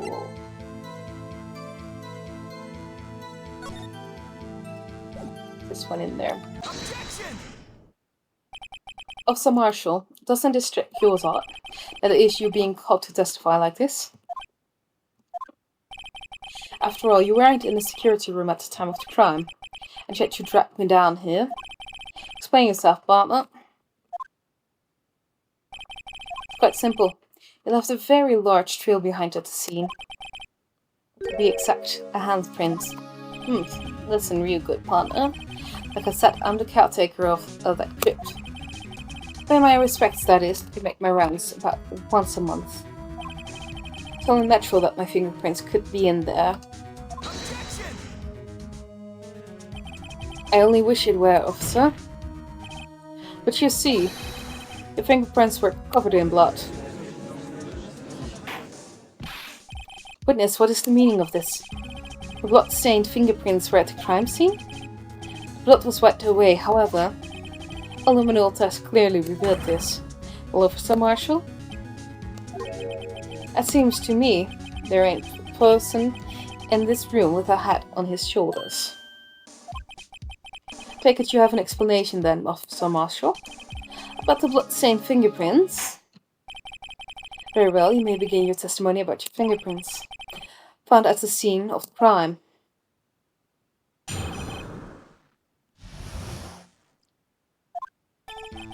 Like I said, it's only natural for my fingerprints to be in that evidence room. One of them just happens to be at the same place as the blood-stained handprint. The murderer touched the locker where my fingerprint was by chance. The blood stain and the fingerprints are completely interrelated. Or didn't you know the murderer was wearing gloves? See? Nothing to do with it. The witness' explanation appears valid, though there's room for doubt. Life wouldn't be fun without any doubt, partner. Did he know? Defense may now cross-examine the witness. This guy's hiding something I can feel. I need to do something with the gloves. No one else can vote.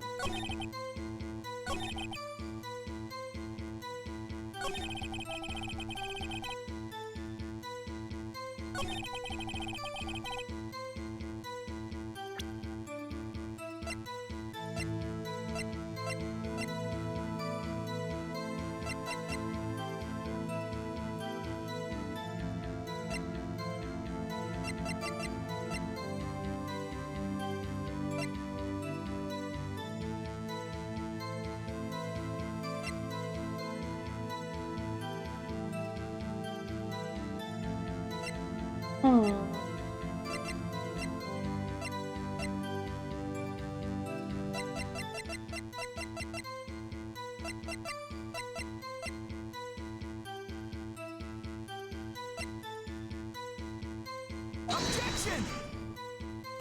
Is even... Oh, not at all. Okay.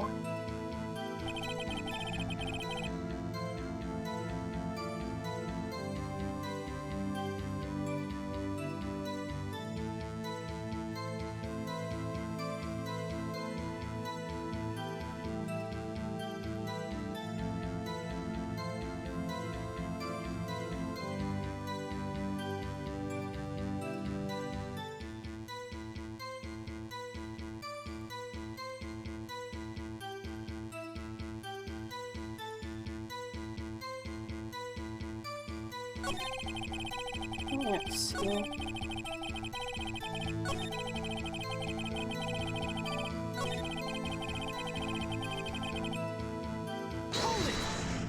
Question. That's because, how did you put it? Pay respects once a month? Yeah, that's right, that and one more thing. The locker happens to be mine. What? What do you mean? I mean, what I said.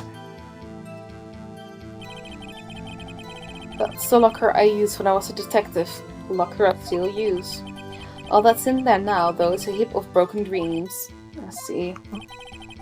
It's strange if my kids round all over that locker. Apparently his fingerprint that was never removed from that locker's programming. I've been using the fingerprint lock all this time without ever knowing it. Guess so.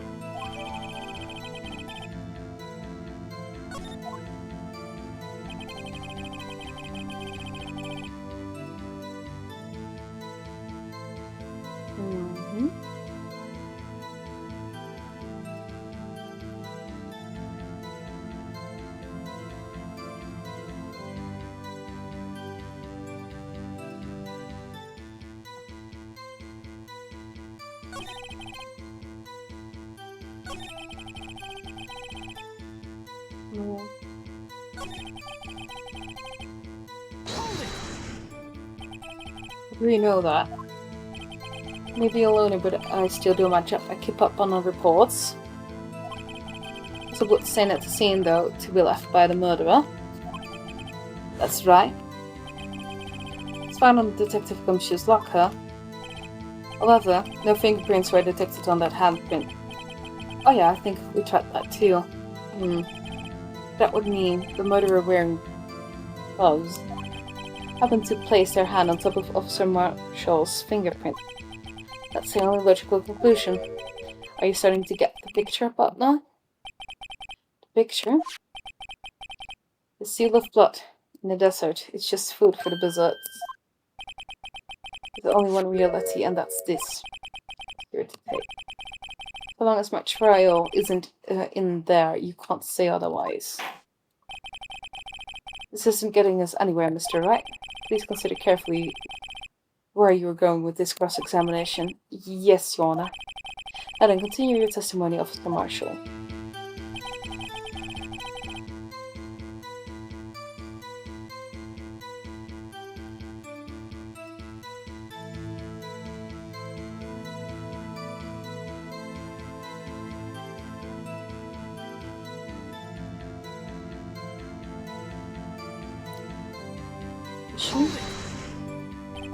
What do you mean by that?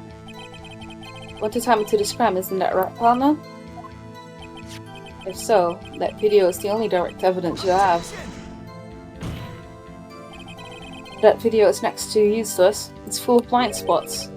Blind spots? Places you can't see. Camera's panning back and forth. The floor isn't shown. Someone was familiar with the camera's position. They could leave the room without ever being caught on tape. We don't have time for your speculation, Mr. Wright. Well, Mr. Wright, you can show us evidence in this video that indicates Officer Marshall was present. Please do so now. Very well. Allow me to point out your mistake, Officer Marshall. Tread carefully, Mr. Wright. or you might end up being the one making the mistake. Now then, let's have another look at the video. Let me take a look. Doesn't have these sideburns. He doesn't have them.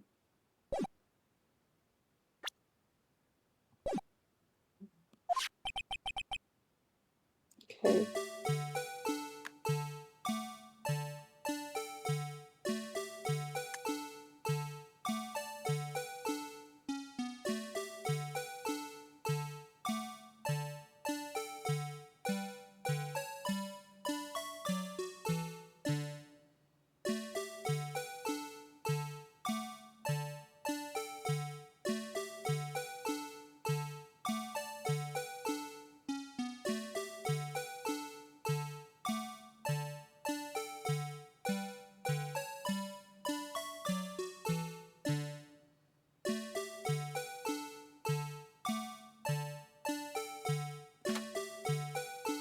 Hmm.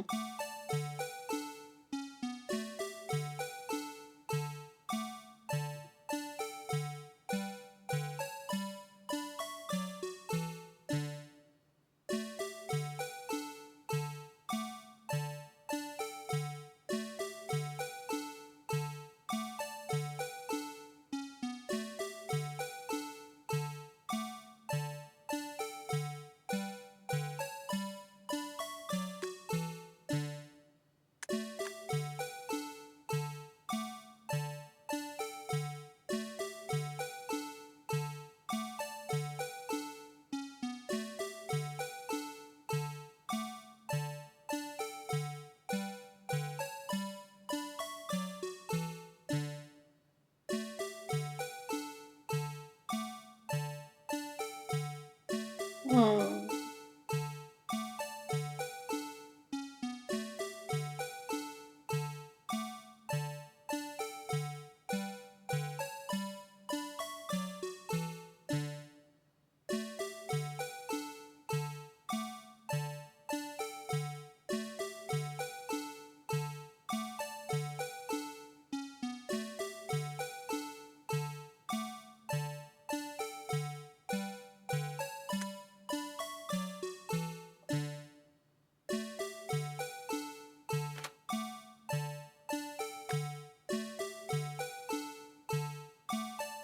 So he walks in. It must have been.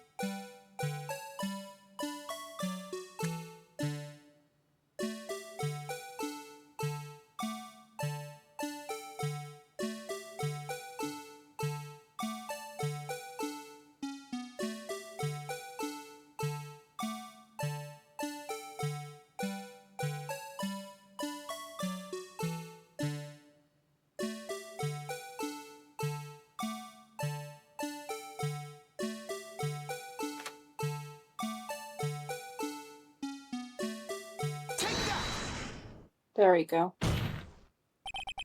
Bringing our attention back to the security camera is a mistake. I'm afraid you will soon not forget, Officer Marshall. Days are short in Texas, and so are tempers. Could you sum up what you have to say in 8 words or less? Very well. You can clearly be seen in this video. Exactly 8 words. Not bad, partner. The key is in a certain locker shown in the video.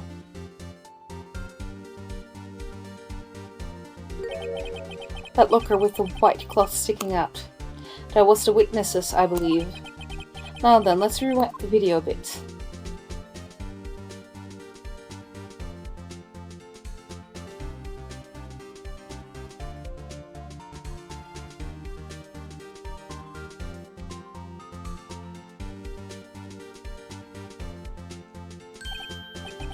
Oh, the white cloth. It's gone. What's the meaning of this, Officer Marshall? In the crime took place, the white cloth wasn't there. It suddenly appeared. There's only one explanation. So Marshall, you were in the evidence room at the time of the crime. What's more, you opened your locker with when the camera was turned away. Order, order. Hold your horses. Sorry, partner, but you got the wrong man. What if my lockers was opened? Does that mean I'm the one who opened it? Murderer needed to hide something, so I opened a locker and snuck in it. It's not my fault he happened to choose mine. As everyone's staring at me like I'm a wanted man. This guy just isn't playing dumb. He really doesn't know. I hate to ruin your parade, but you're the only person who can open that particular locker. Oh yeah? I caught your bluff. You say I opened the locker. Now prove it.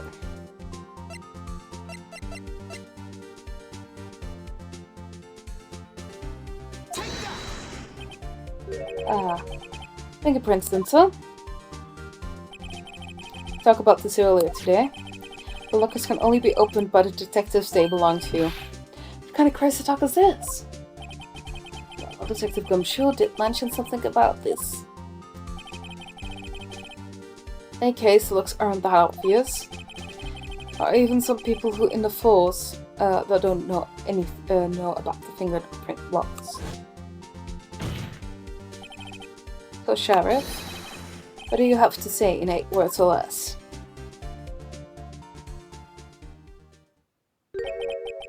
I only got 1 word for you, partner. No! Damn, he's aggressive. Order, order, order. Witness, explain yourself. This is a joke.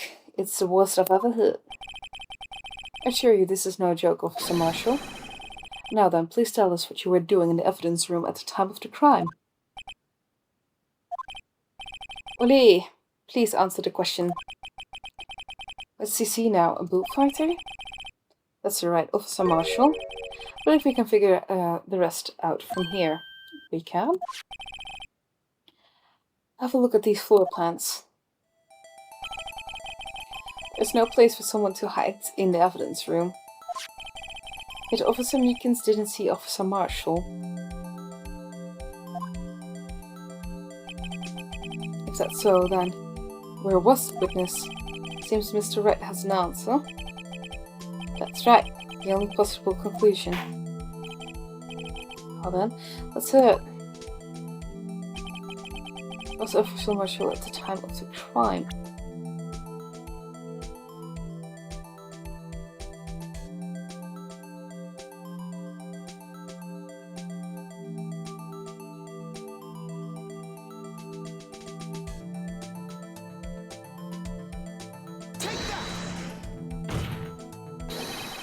She was standing good.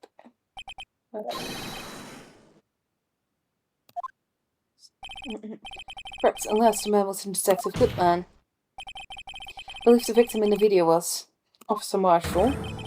Or she dressed up like Detective Goodman.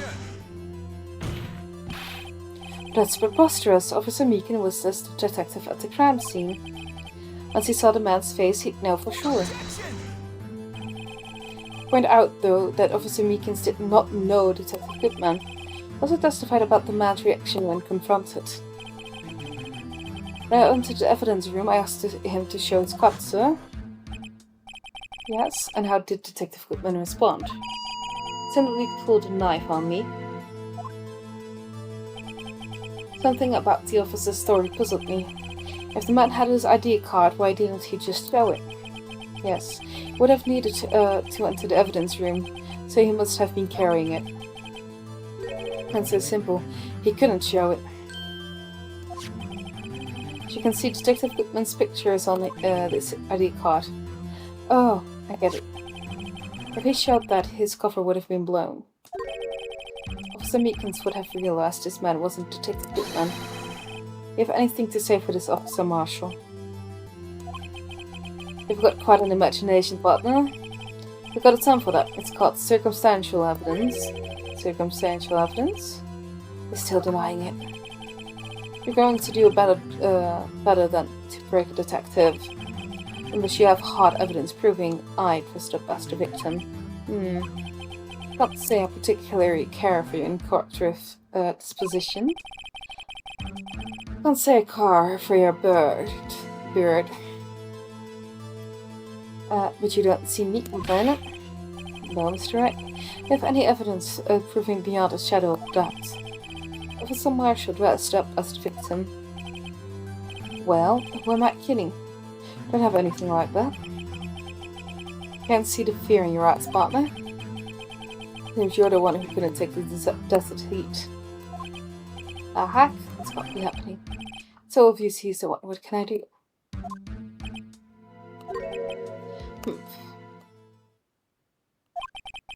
Looks like your lack of experience has finally been exposed. I'll pass on to you what someone told me when I was just starting out. You've run into a wall with no place to go, return to the basics. The basics? For me, that would be what Mia used to tell me. Any extra thinking outside the box. I shouldn't look for proof that Officer Marshall was in disguise. But rather, I should look for evidence that came about because he was in disguise. What do you think his locker was opened in the first place? What do you mean? There's no reason for Officer Marshall to open his locker at the time of the crime. Yet he did, despite the chance it might be discovered later as it had been. Which means he didn't originally plan to open his locker. According to the defense's argument, Officer Jake Marshall dressed up as Detective Goodman at the time of the crime, and after the crime was committed, he opened his own locker for some unknown reason. The fact that white cloth is sticking out of the locker seems to indicate that. He opened it in order to put the cloth inside. So, just what exactly is this piece of cloth? Perhaps it's the video key to all our unanswered questions. I don't have any evidence to use my only shot. Very well. Let's take yet another look at the security tape. After committing the crime, the witness opened the locker to put away the white cloth. This shows why the witness had to open this locker.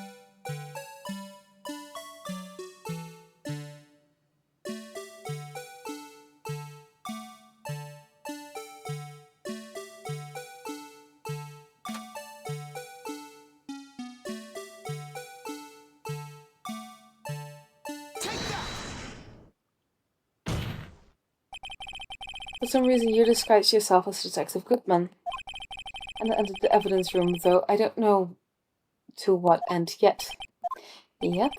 However, something unexpected happened. Professor Meekins barged in on you. When you asked to show your ID card, you pulled a knife on him. However, Professor Meekins panicked. The white cloak you were wearing was spoiled with blood. A bloody white coat. You couldn't just walk out like that. So you hid the coat in your locker. Not bad, partner.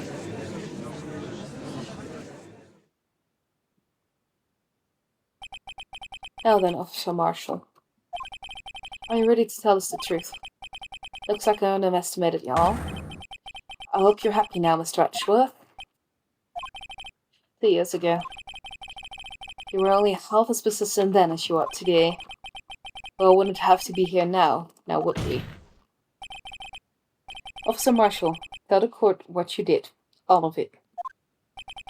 Alright. Seems the time has come.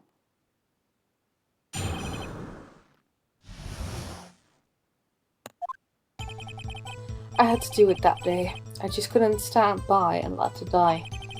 Stole the detective's ID and dressed like him. Planned out to take up the evidence. Wasn't expecting Officer Meekins. I knocked him out. I managed to escape. I knew which areas wouldn't be caught on camera. Wasn't any murder in the evidence room at 5:15. Supposed a victim was really you. There's one thing I still don't understand. Traces of a large quantity of blood were found on the floor of the evidence room.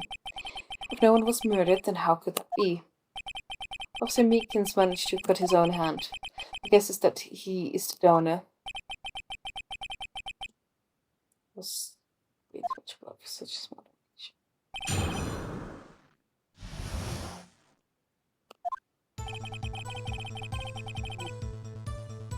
That what died?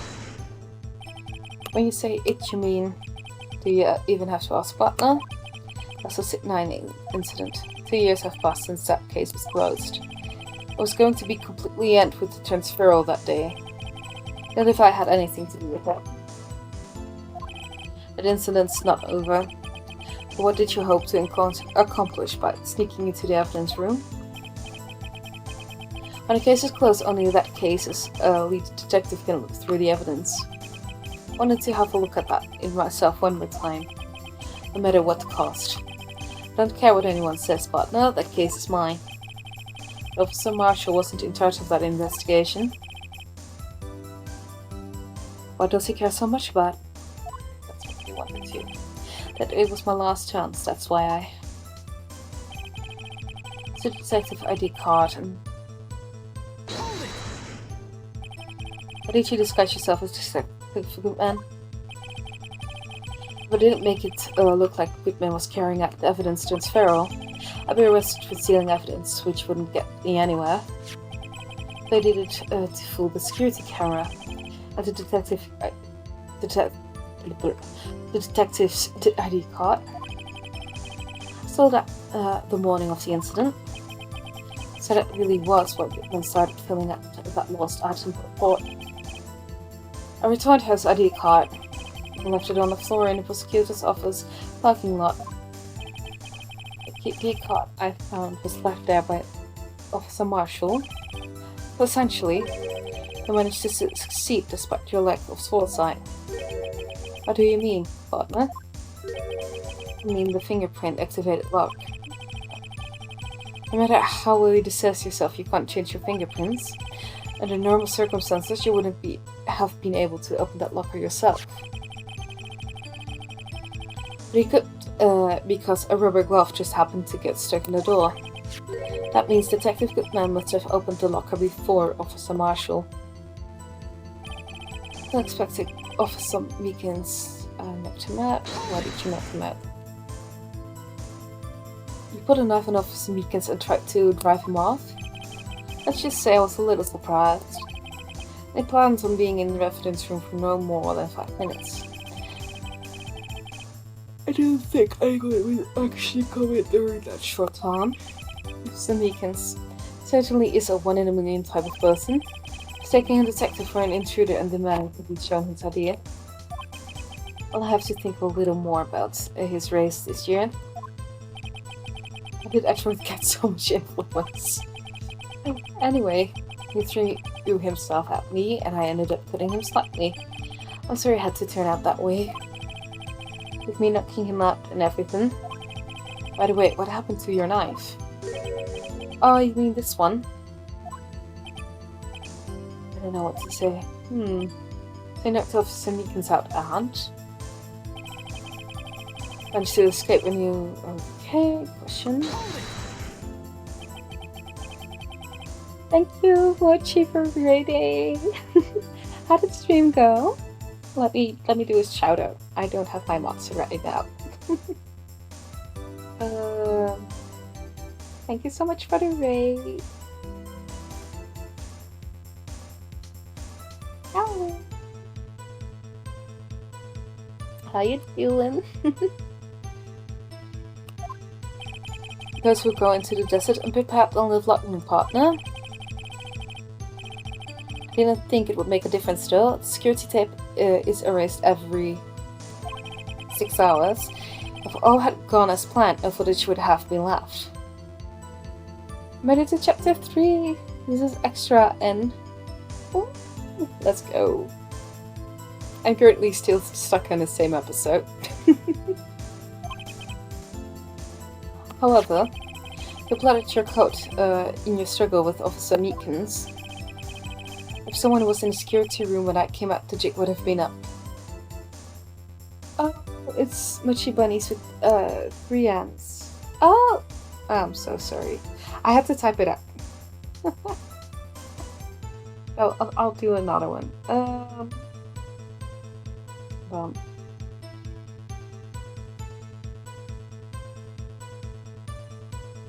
There you go. Now I corrected.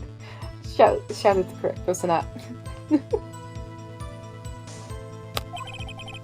I opened my locker and stashed it in there.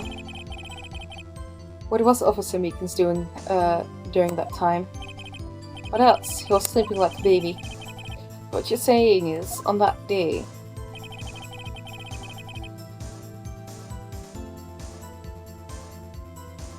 That's very suspicious. How are you doing? I'm alive. At least I'm not blind currently. That's purely also because 1, I'm seated, 2, I am heavily involved with the game, which keeps my attention span, which makes me not blind. It's a very easy stroke, very funnily enough. I just have to relax, and it will happen. This is when I relax my eyes. Which is also the reason why I am no longer allowing myself to work. Because this is just blindness, and I don't dare walk across the street when I look like this. So yeah. Creepy party trick to do nowadays. I'm aware. Now to see how I can get my sight back. It works, it works. I hope you'll get some answers soon. At least I have some answer with my functional movement disability. Not disability. Got too close to it. But yeah, I hope I get some answers from the rheumatologist that I'm gonna visit soon. Or some blood test, that would be nice too. What are you? Light? Victim shown on that tape is me, and I'm not dead yet, partner. You stole the evidence from the locker. Actually, no, I didn't. Why not? If you cannot come to DCC, then I'll send you your gift. I will come to DCC. I can force myself to get to the train station, luckily enough. That's something I can still do with enough careful planning. And when I get to the train station in Utrecht, when we do go to DCC, I have 2 people picking me up. If not, do not sweat it. Don't worry, Mochi. I have people that take care of me. Luckily. When I opened the locker, the evidence was already gone. What? Miss Retchworth, where is that evidence? Still missing, Your Honor. Detective Goodman's locker was already empty. Someone else stole all the evidence. Officer Marshall, may I ask you one thing? Fire away, partner. It's a free country. Just remember, I'm also free to decide whether or not to answer. Why did you do this? Stealing a detective's ID, injuring a police officer. This is no small offense. Moreover, you're an officer yourself. This will have serious consequences. Can't be just forgiven with a simple cut in salary. Not that salary cuts are a valid solution. Like I said, this isn't your case. This one's mine. I'll do anything it takes to get the answer I'm satisfied with. Witness has an unusual amount of zeal. Let's hear more. You can just, you know why? I want to know why. But that case was solved 2 years ago, wasn't it? That's the reason the evidence was stored in the evidence room. Joe Dark was convicted for his crimes. One thing I can't say for sure is he deserved his sentence. I remember the Joe Dark case. It involved serial murders, didn't it? And intensely complain about how it turned out. But there is something that still bothers me. Something that went down at that trial. Something no one will talk about. What happened? I don't know how. That's what I'm trying to find out. I'm just so concerned with that incident. I wanted to. Maybe I should present him with what I think is really reasons. I have a feeling we would find it up here sooner or later. Everyone involved here is related some way to that case. Gotta take another look at the files. Okay. Oh, hi, Bunch. Welcome in. Don't worry. You're not late at all. We only played for like 3 hours and 40 minutes. I'm currently still stuck in episode 5. I feel like I make no progress at all.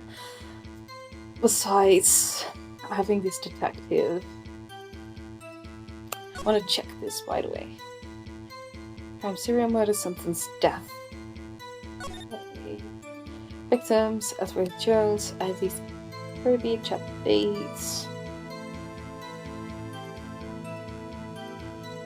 Neil Marshall. Related: Myers Edgeworth, Lucas Lana Sky, Emma Sky, Deming Gaunt, Lana Sky. And investigators: Bruce Goodman, Jake Marshall, Angel Star. That's something. That's interesting. Yeah, I'm aware. I do know why.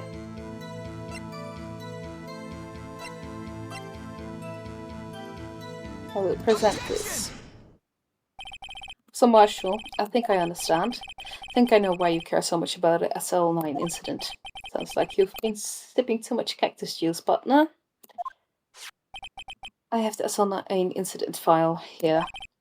The name Marshall is mentioned in here. In a list of murder victims. Neil Marshall. Are you related to this man? Neil Marshall? Yeah, I'm sure you have heard of the name. 2 years ago, he received the same lousy prosecutor award you got. What? A prosecutor? You must be talking about the King of Prosecutors Award. Now I remember. Prosecutor Neil Marshall. He handled the SL9 case before I did. That's right, he was killed. And the case fell into your hands. But what's his relation to you? He was my brother. I'm going to put PGs on. Please put your PGs on. Take care. Oh, I am...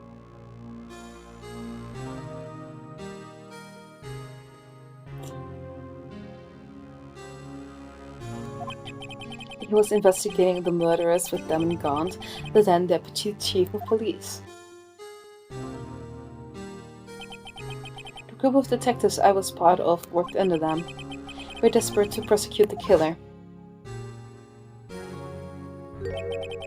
Joe Dark. My brother fought Dark and was killed. That was the first time Dark left behind any evidence that we all needed. I'll check your Instagram later, okay? I will, sweetheart. He was arraigned and incarcerated. The case was finally closed, at least according to the public records. What do you mean? My brother couldn't have been killed by Joe Dark. I knew my brother better than anyone. No one could have beaten him in a fight. And that's it? That's your reason for your insane actions? There's more to my brother's death than what the records say. No matter how much you try to hide it, you can't fool me. Well, at least one thing's for certain. Now we know what happened at the police department on the day of the crime. That was the last day the SL9 case could be reopened. Not satisfied with its resolution, Officer Marshall planned to steal the evidence. This Disguising himself as Detective Goodman, he entered the evidence room. Officer Meekins confronted him, so he rendered him unconscious and fled. Yes, this mystery has finally been cleared up. A murder took place at the police department that day. I doubt it. I think a murder did find place. And everything has to do with this missing number that we have. Not only was the stuff stolen, there was also found a pool of blood.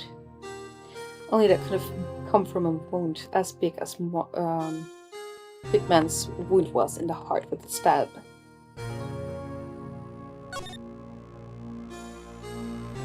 And it fits. Because it said Goodman's was killed at 4:20. Has to be.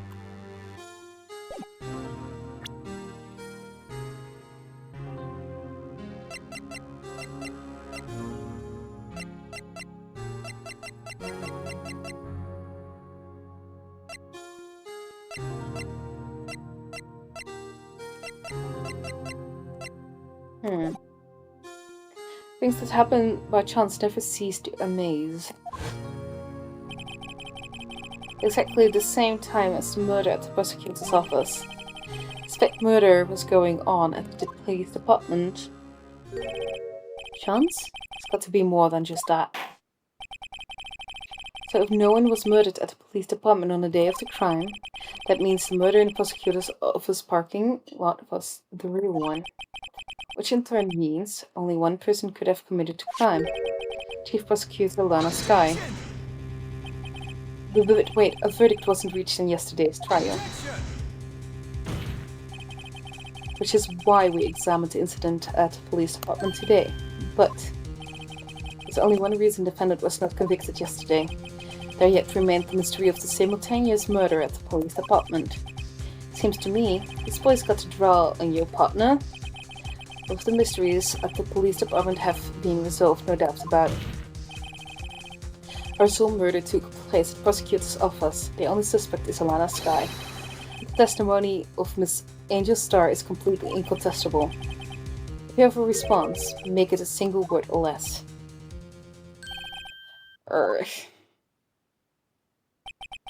I rest my case. It seems this trial has reached this conclusion. There's no room for doubt. Well done, Mr. Wright. Thanks to you, I didn't need to waste my time disproving the alleged murder at the police department. There's no doubt what I proved today is true. Apparent murder on the security camera tape was fake. It was fake, but the murder still happened there. The blood pool is evidence of that. It doesn't fit.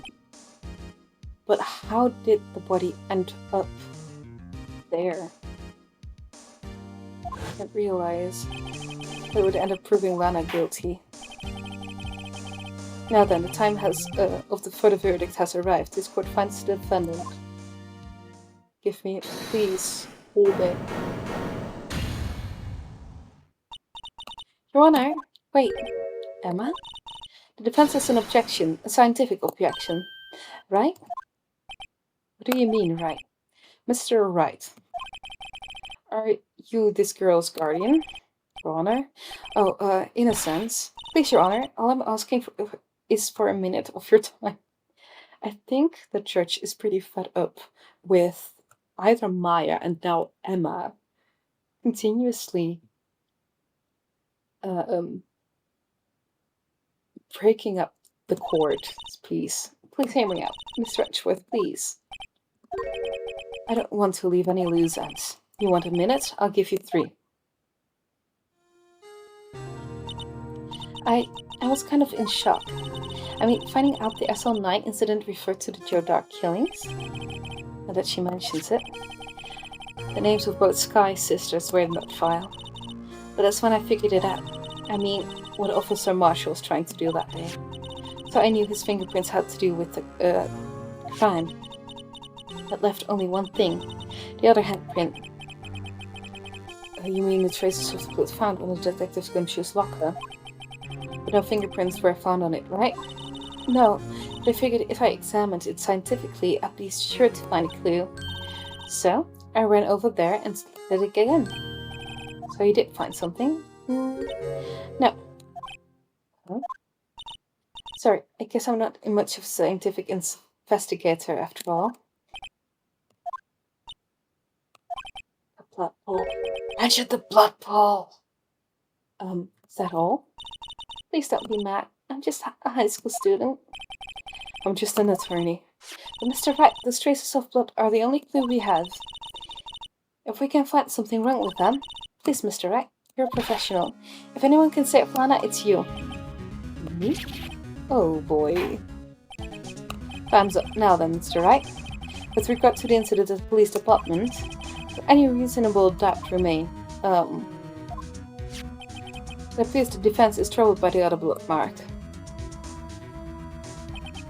Looking at the floor plans, that print discovered around here. Is there a problem with this? Mr. Wright, I'm sure it can't be more obvious, but still. If you can't find anything wrong with that blood mark, Lana will be. Please answer my question, Mr. Wright. We don't have all day. Yes, Your Honor. If ever I've needed to concentrate, it's now. What could be wrong with that handprint on Detective Gumshoe's locker? Could there be something I'm missing? Objection! This handprint left at the crime scene clearly shows a contradiction. The only thing that seems clear is your grasping, Mr. Wright. You've been staring pretty intently at those floor plans. Tell me, is there a problem with them? Yes, this is strange. Take a good look at these floor plans. Something is missing. Missing? You mean something hasn't been drawn on there? Yes, something that, when drawn, will completely change the meaning of the blood mark. Let us pray the defense isn't simply trying to buy time. Very well, Mr. Wright. With all this evidence here, there's got to be something I can use. Question is, which item can prove something is missing in the floor plans? Oh, back. Let's go back.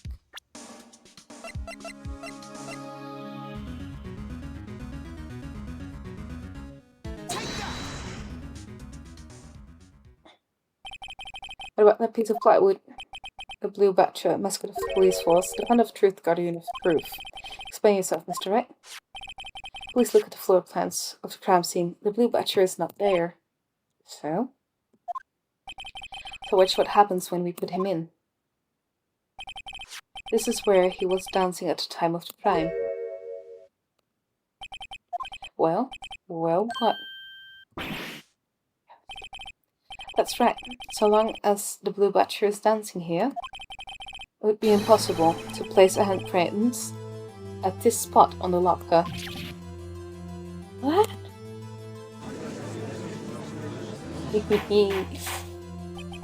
So that means... just what exactly does that mean? It means it can't be done. What are you saying? Blood traces were undeniably found on that locker. Don't look at me. I didn't put it here, Mr. Wright. Think it through scientifically. Emma, on that afternoon, Officer Meekins was the one who brought the blue badger to the evidence room, right? After you put it down, it would be impossible to leave a handprint on that locker. That must mean this blood mark was left out before the blue badger was brought in. Just one moment. I will not allow such far-fetched balderdash in my courtroom. Thing is...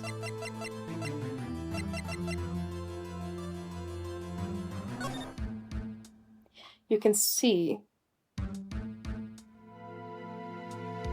does make Miles suspicious. Because he should have seen. I think unless it was already cleaned up. Miles, what exactly were you doing that day?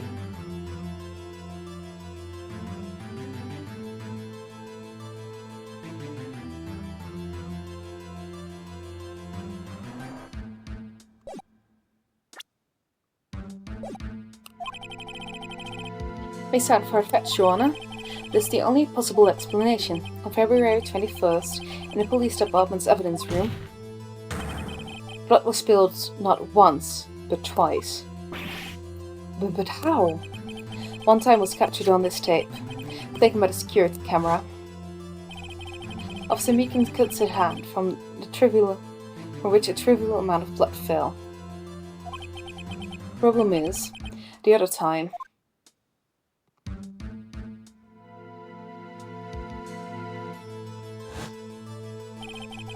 someone bled prior to the struggle shown on this tape. It must have been. It had to have been. Detective Goodman when he was really murdered. That's ridiculous. I refuse to accept your absurd claim. The murder portrayed in the security tape has been proven to be a fake. However, it does not explain the blood mark found in the locker. So then, assuming this murder you report really happened, when did it take place? I demand you show evidence that proves when it occurred. When did the first incident occur? To summarize, the defense claims that prior to Officer Meekins being cut by Jake Marshall, who was posing as Detective Goodman, another incident took place in that evidence room. That's right, the blood mark on the locker proves this. Very well, then tell us. When did this first incident occur, Mr. Edgeworth? Proof must be presented. Proof this shows when the murder took place. There's only one piece of evidence that can show that. Now then, will the defense please present this evidence? What shows when the first crime took place?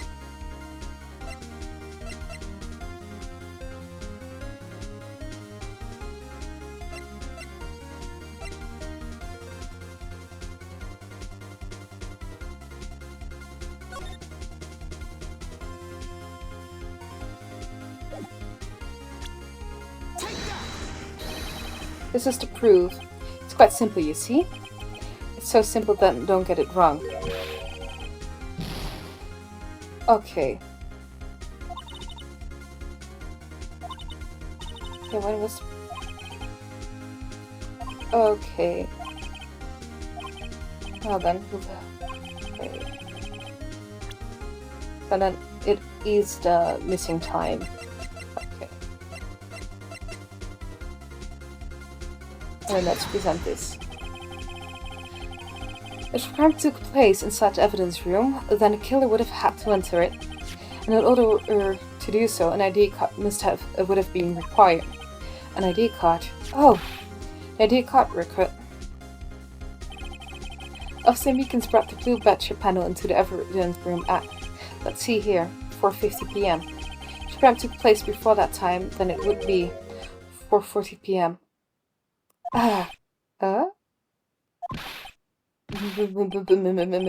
Miles Edgeworth?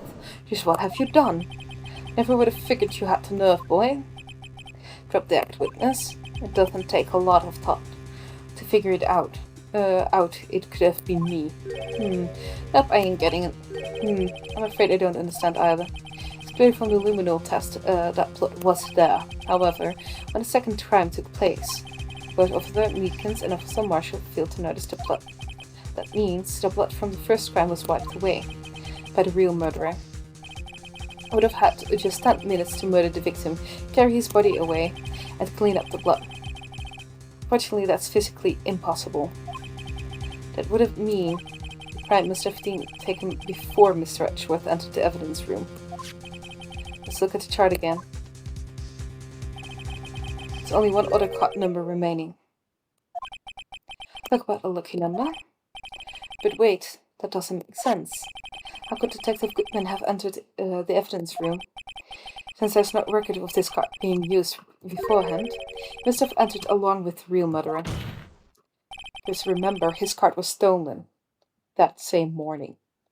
That's the only plausible explanation. He went in with 77777777. Mr. Edgeworth, please look into this ASAP. Find out whose ID number is 77777777.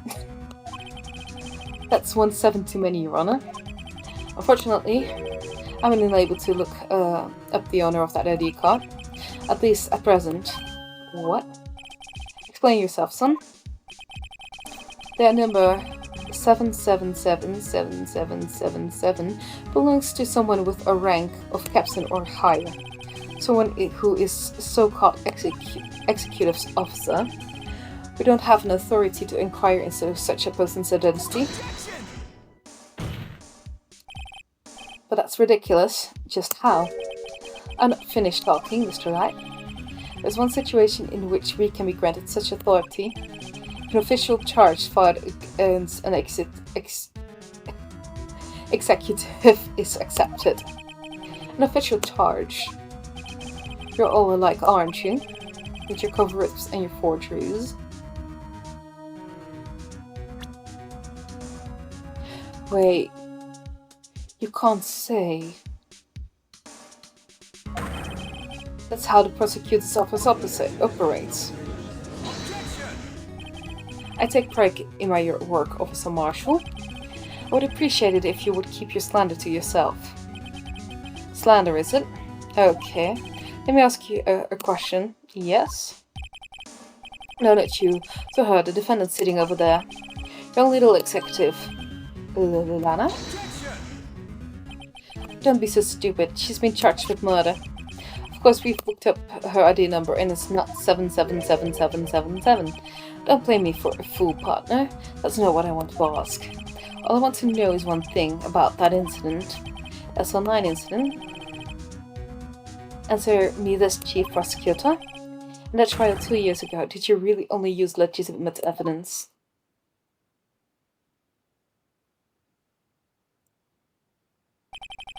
Do you need the witness to repeat this question, Chief Prosecutor? I heard him fine, Miss Ratchworth. 2 years ago, I was in charge of the prosecution for that trial.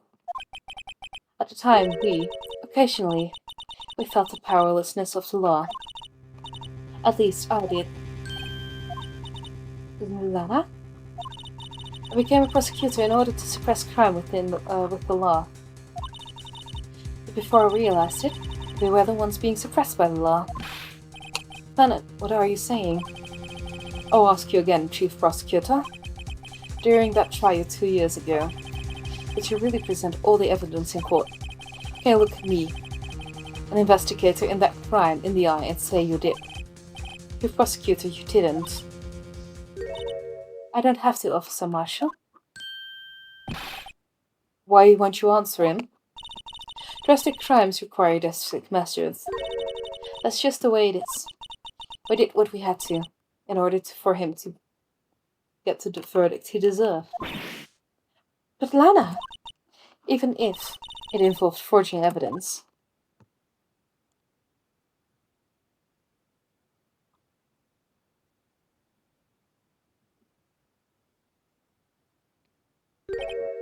See? That's what I'm talking about. No. No! Order! Order! Order! Order! You mean Lana forged evidence?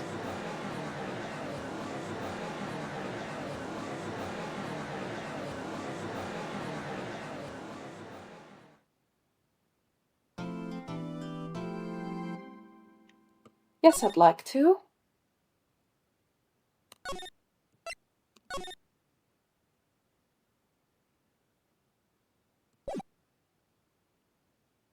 Okay. Hold on. We're currently back to the investigation scene.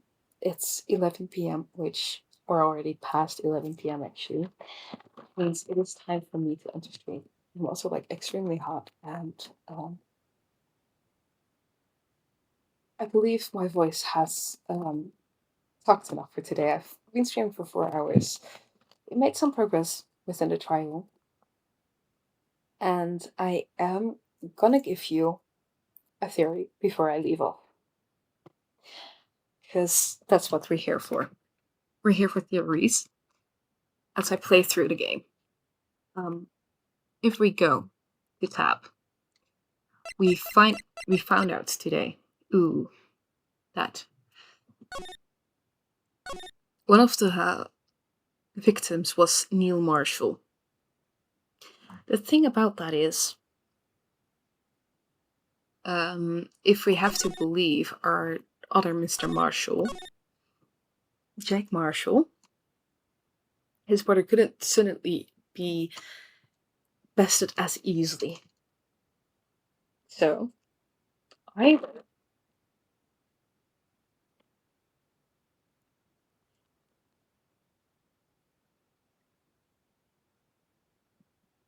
someone actually managed to best him, who has to be stronger than him, or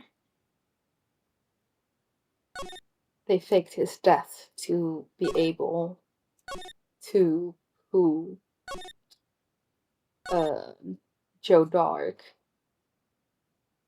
behind Jill's Jill. Especially since Lana did admit that she forged evidence in this case. Miles Edgeworth didn't know this, so of course he couldn't be the one forging evidence. But I believe Miles Edgeworth is innocent in this case, completely. He has not been a murderer, and he couldn't know about the forgery since Lana was the one who forged the evidence. Which also could be the reason why Lana ended up spreading up these rumors that Miles was the one who spread it,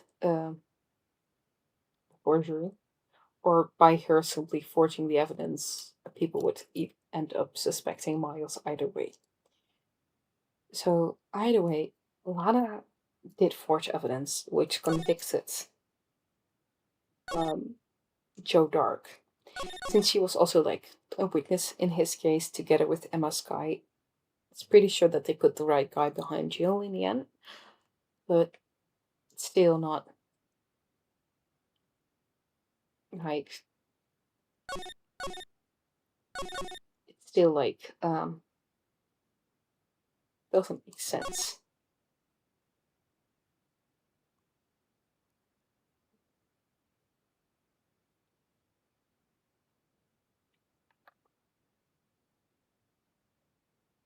I mean, in the current file, it does say that the head prosecutor was Miles Edgeworth, but before that was Neil Marshall, so he would have access to the record room. Because I also forgot to take off Jake Marshall. So since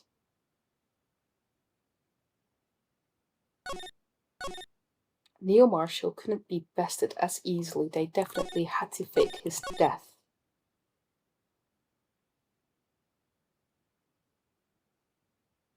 Which is also probably the reason why everyone else lost their position. Because then I'm theorizing with the information I have currently. Because that would also mean make it a lot more logical, knowing that he did not actually die but disappear. Especially if you took a look at the murderer. It's like an old man. He couldn't have bested a young man that suddenly, that easily. So I don't believe Neil Marshall is dead. I believe Neil Marshall survived. But he doesn't have a motive. Or does he?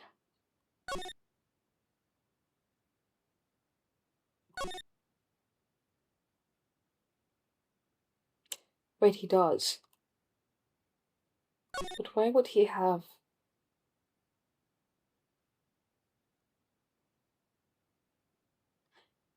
Why would he have a motive against Bruce Goodman? To go and kill him? But the fact Lana also covered for him The thing is, Lana did confess to the murder. And she said she killed the dude. I don't believe she did. I believe Neil Marshall is the one who killed Bruce Goodman. And by Lana Skye taking the blame for it,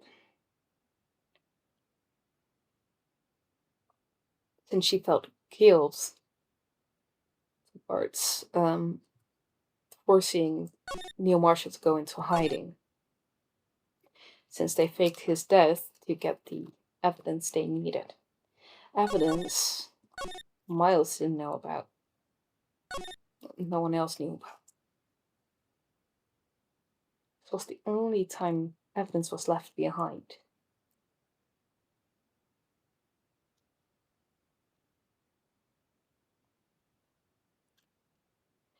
So what I believe is Lana Skye forged evidence together with Neil Marshall, in which Neil Marshall pretended to be killed by Joe Dark.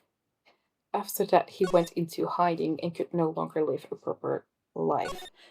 I believe that Lana Skye and Bruce Goodman would know about this as the executive investigator and a head investigator.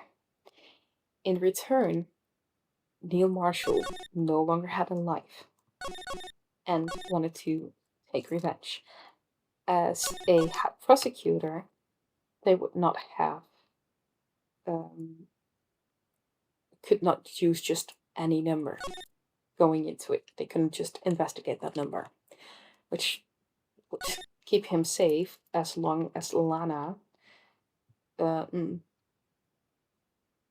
admitted to the murder when it was discovered in the underground.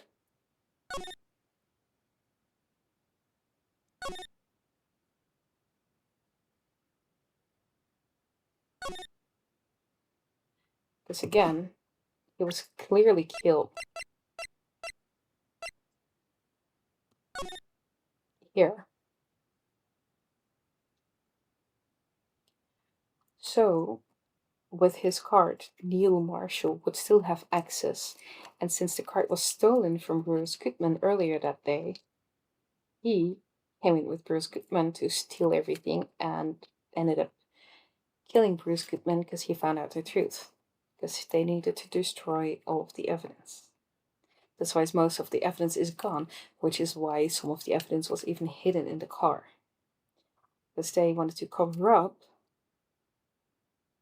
Lana's forgery. Lana didn't know about this, but she was the one who forced probably Neil into hiding. And so when he committed a murder, she covered for him, since you can't really blame that man walking. So we're probably gonna need to prove that Neil Marshall is still alive. In this case, is the murderer. I'm just not sure about the motive. The motive is tripping me, because so far everyone has had a clear motive for what they did before.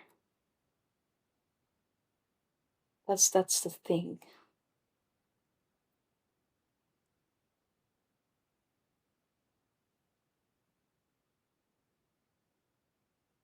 I can't figure out what motive Neil Marshall would have.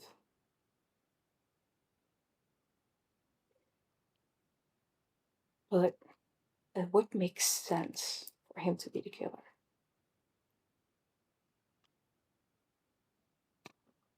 So yeah, my theory stands. Lana and Neil Marshall worked together to forge evidence in which Neil Marshall was supposedly killed. He didn't. Wasn't killed. He went into hiding, was still alive. For some reason, for some motive that is going on, he killed Goodman, and because Lana cannot really blame that man walking, she just admitted herself to the murder. Also because she wanted to cover up the fact that she created evidence that put the killer behind jail, which also would explain the rumors that were going around about Edgeworth. They also again stem from Lana. I believe so far I cannot say anything about the motive. I'm probably wrong on exactly how this played out, but I am pretty sure it is somewhere like that. So some people are lying. A lot, actually, to blame Lana for the murder. That's my gist. Um, so yeah. Um, Hold on. Let's go back to stream. That's my theory. It's pretty wild, but if one thing this game has taught me is that the wider I go, the more correct I tend to be. I do know that there is probably another day of the investigation left, in which more clues will become visible to me, which I can actually precisely figure out what exactly happened, and mostly I will still be wrong. And then in the trial, I will figure everything out finally, fully. In the meantime, I am gonna look if there is someone I'm gonna read out to. Not really, so I'm just gonna end stream here. Thank you so much for being here and for keeping me company, and I hope the VOD will at least be entertainment, entertaining to look back on. I did have one little issue with upvotes halfway through, so if some parts do get awkward in the stream, I'm sorry for that. Um, since the bot did make some interesting remarks. Let's keep it at that. But thank you so much for being here, and I will see you somewhere this week again.